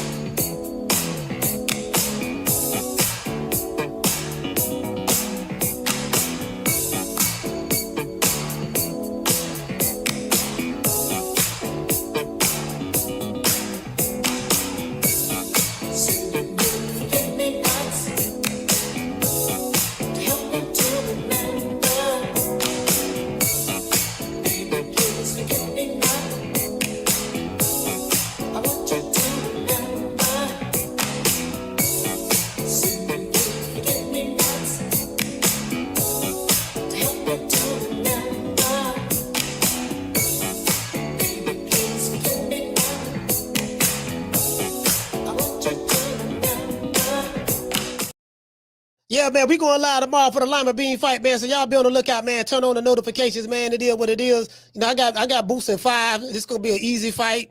You know, very easy. I don't foresee him having any troubles at all. You know, in this fight, if he have any troubles, Lord have mercy, boy, he ain't as good as we thought he was. But they said the nigga catching bullets with his teeth. Guess what? I expect him to catch bullets with his teeth. He gonna be doing the Matrix. He gonna be hosting a podcast in the middle of the ring with Gillian Wallow while he's fighting Lima Bean. That's how I foresee the fight. I catch you guys on the next one. You know my motto: don't meet me there, beat me there. Peace. Holla at y'all. Man, I'm out of here, bro. Let's go. Man, I'm out of here, bro. Let's go.